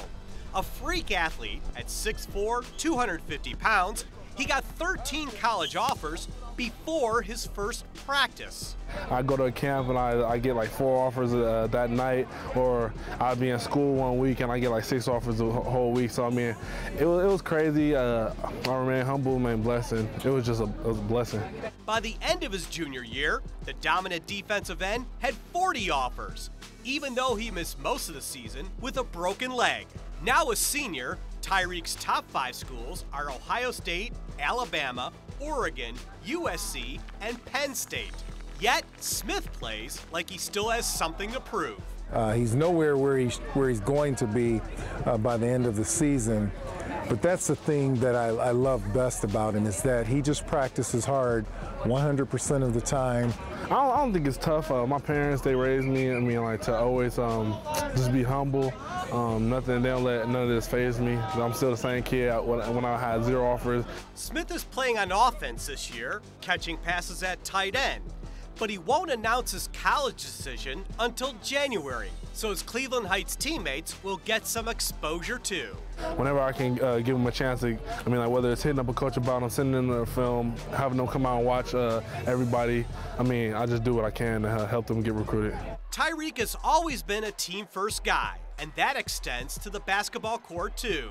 Yet, he's smart enough to know that there's more to life than sports. Tyreek is almost a straight-A student with a 3.9 GPA in honors classes. The average NFL player plays 3 years, you only got 4 years of college, and then you got the rest of your life to think about what you're going to do, so I definitely focus on grades. Wherever he ends up, Tyreek Smith will be a student-athlete to watch. I'm looking forward to this upcoming season, but more importantly, I think I'm looking forward to just how his life in general plays out over the next couple of years. If you know a student who shines in the classroom, like Tyreek, you should send in a nomination and get them on TV. Go to ohiolottery.com and go to the top of the page. Look for the Supporting Education tab, and that's where you'll find all the info. A season ago, Ben Melbasa guided his alma mater University School to the playoffs in Division III, where the Preppers won a first-round game before losing to a powerhouse in Toledo Central Catholic. The experience has motivated the Preppers to work harder to make an even deeper playoff run this year. With a strong nucleus back from that team a season ago, University School is on track to do just that. We have an all-access look at the University School Preppers.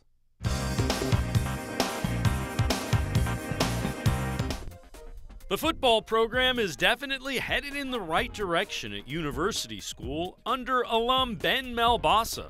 The Preppers return a solid core from last year's team that made the Division III playoffs and won a first-round game before falling to Toledo Central Catholic. I think we all thought about how off-season means so much for the postseason, if that makes sense. So putting in as much work as we can in the offseason so that we can compete with those big teams like Toledo Central Catholic. Just from a program standpoint, 2 years ago we had a really strong finish to the year. Last year we made it into the playoffs and won a game in the playoffs. I think we have a group of seniors right now who've had a lot of success in our program, and they're expecting of it others. Senior quarterback Jaden Cunningham is one of the leaders who helps make the Preppers' high-powered offense go. The main thing with Jaden is he has an incredible passion really for everything, but for the game in particular. And I think if you watch on the field, there's not a player in football who's more enthusiastic about playing football. When a guy on the team makes a play, Jaden's the first guy, to the pile celebrating the play. I think strength is a lot of seniors returning, especially on the defense and offense. Offensive line, for the most part, everybody's coming back, even though there are some younger kids who were on O-line. Now they're just stepping in, filling in roles. I feel like if we can focus on little details and executing plays, that will help us in the long run. The attention to detail is a great sign. A more impressive one is that the players are taking ownership of this team. There was a sophomore at safety who had a bad play, and one of our senior captains was out on the field grabbing him and saying, hey, the next 3 plays are pride plays now. That tells us a lot about where we are as a program when seniors see a young guy who needs a reminder to not give in. We have players who can make plays, and we know that. It's just having the confidence to make the plays and just continuing to execute. Our guys take a great deal of pride in what we've done the last couple of years to get ourselves where we want to be. And Jim Stevens coached here for 15 years before me. He's one of the reasons why I'm here. And Jim did this once at the beginning of the 2000s, where you just get a point where you start to say, hey, we expect to do great things. If you missed some of today's show or want to see past episodes, they're online and free. What a deal. Head to citybeat-tv.com.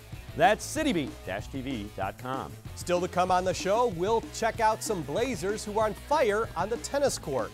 And we'll hit the pitch for this week's Insider Classic, who's become a star in North Carolina. Stay tuned.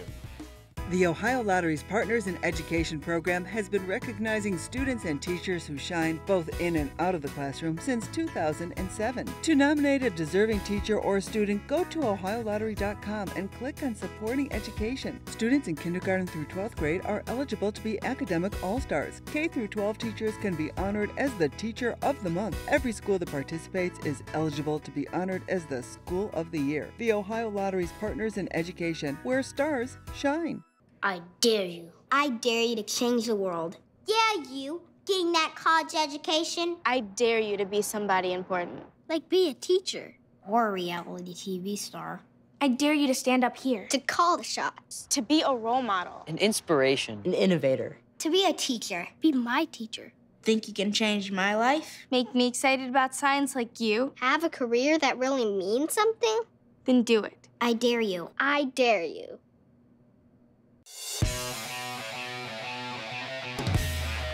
The High School Sports Insider is rolling along with some state champions on the court. The Hathaway Brown tennis team is becoming a dynasty. The Blazers have always had individual state champs, but now the team trophies are starting to roll in. The girls are going for their third in a row, but it won't be easy. Their quest makes the Hathaway Brown tennis team our team of the week.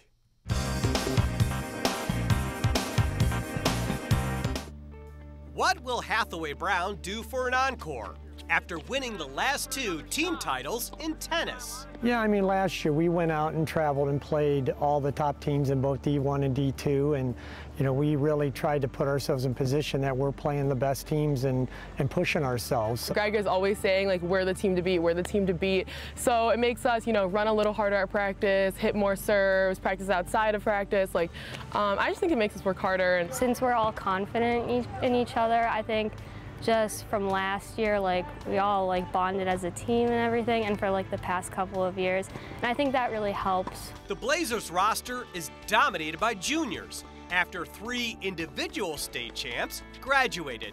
It's not about replacing them, it's just like using what we have already. It's because we got a lot of new players from last year's team, and we've got a new freshman coming in. I don't know, you can always learn good things from hitting with other people, especially people that are really good, like this team. So, I mean, I learn a lot from just practicing with them. It's amazing to have all these teammates that support you, and we're winning all these special things, and the school appreciates it, and everyone does, so it's really nice. As a young team, which is used to winning, HB is ready to take on everyone's best shot this fall.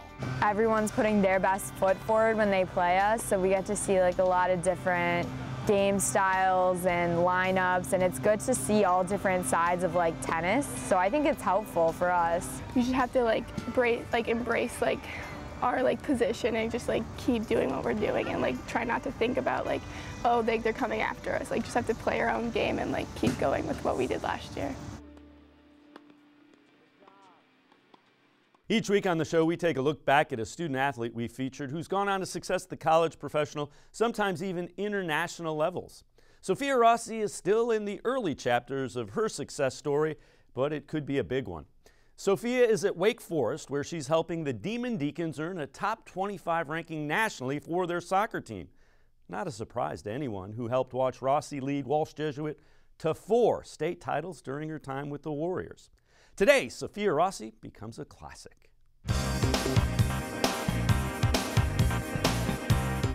Soccer is more than just a game to Sophia Rossi. It has been a game changer in her life. A lot of times with tournaments, we were out of town, and you have to sacrifice doing things that you might want to do more, but it's for the right reason, and I think it just teaches you if you want something, you're going to have to work for it. The senior from Walsh Jesuit works hard and gets results. For example, Rossi broke her leg early into her freshman year, but she came back just in time for the state championship game, and she scored the game-winning goal. It was off a corner, and Colleen Grace, I think, served it in the box, and then Jess Losek, she went to head it, and it came my way, and then I just volleyed it in. As a sophomore, Sophia scored twice in the title game, including another game winner. Julie Knapp, she played an incredible ball, and I think it probably would have went in if I wasn't even there. I just literally let the ball hit me. Last year, Rossi made it 3 for 3. scoring the only goal in the state finals to give the Warriors their 4th trophy in a row. I wouldn't have been able to do that without all the other teammates, you know. It's a team sport, and I just think, you know, our chemistry, how we play, it's a lot of like heart and emotion, and I think that's what gets us to that point. You know, you have good players that are really fast, good players that are really can jump real high and beat everybody. And then there's the ones that know how to position themselves. You know, they just understand the game tactically so well that they know where to be. We do know that she'll be playing soccer at Wake Forest next year.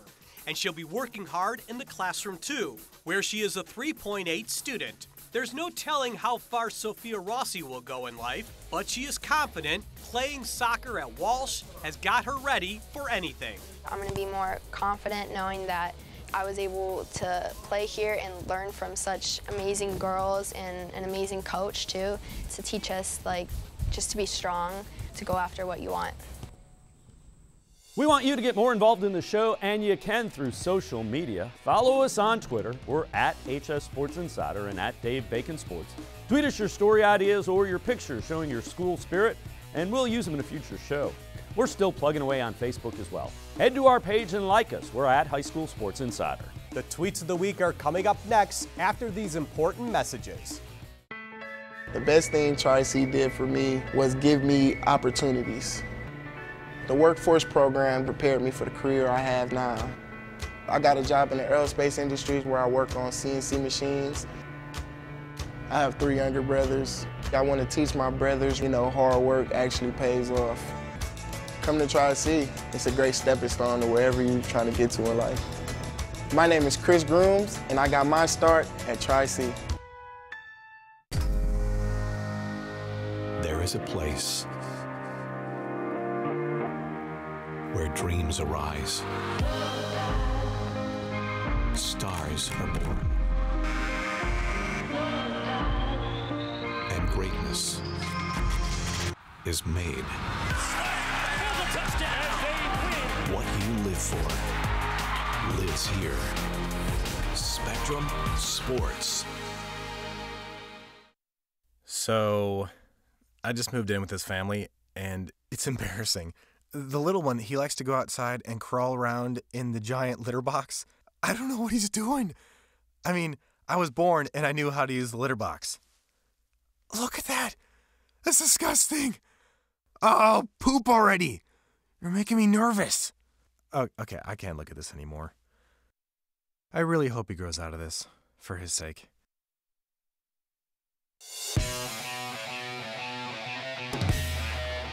Thanks for staying with us on the High School Sports Insider. For the first 25 minutes or so of the show, we've told you what we think's important. Now it's your turn to let us know what's on your mind. A few rules. You have to use 140 characters or less. Better yet, send us a picture. Time for the tweets of the week.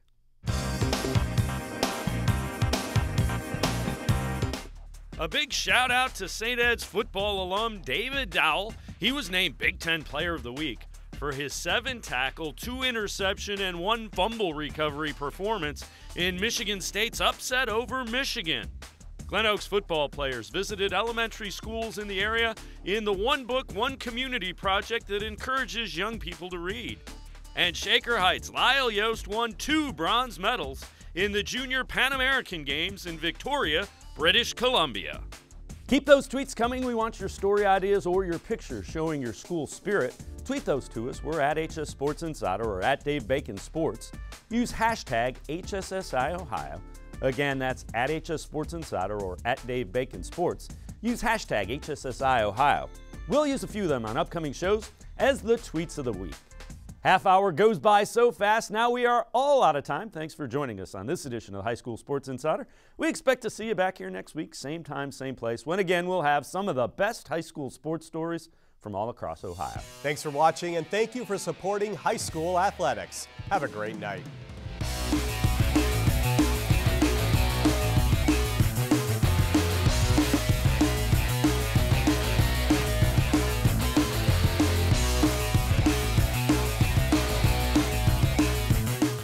We cannot be bystanders. We can stop to make sure someone is okay. We can warn someone when their drink isn't safe. And disrupt the situation. We can. Get someone a cab. Or walk them home safely. We can make campuses safer for our friends. Our roommates. Our classmates. Our fellow human beings. We cannot be bystanders. We can. Intervene. It's on us. All of us. Learn how and take the pledge at itsonus.org. The Ohio Lottery's Partners in Education program has been recognizing students and teachers who shine both in and out of the classroom since 2007. To nominate a deserving teacher or student, go to ohiolottery.com and click on Supporting Education. Students in kindergarten through 12th grade are eligible to be academic all-stars. K through 12 teachers can be honored as the Teacher of the Month. Every school that participates is eligible to be honored as the School of the Year. The Ohio Lottery's Partners in Education, where stars shine.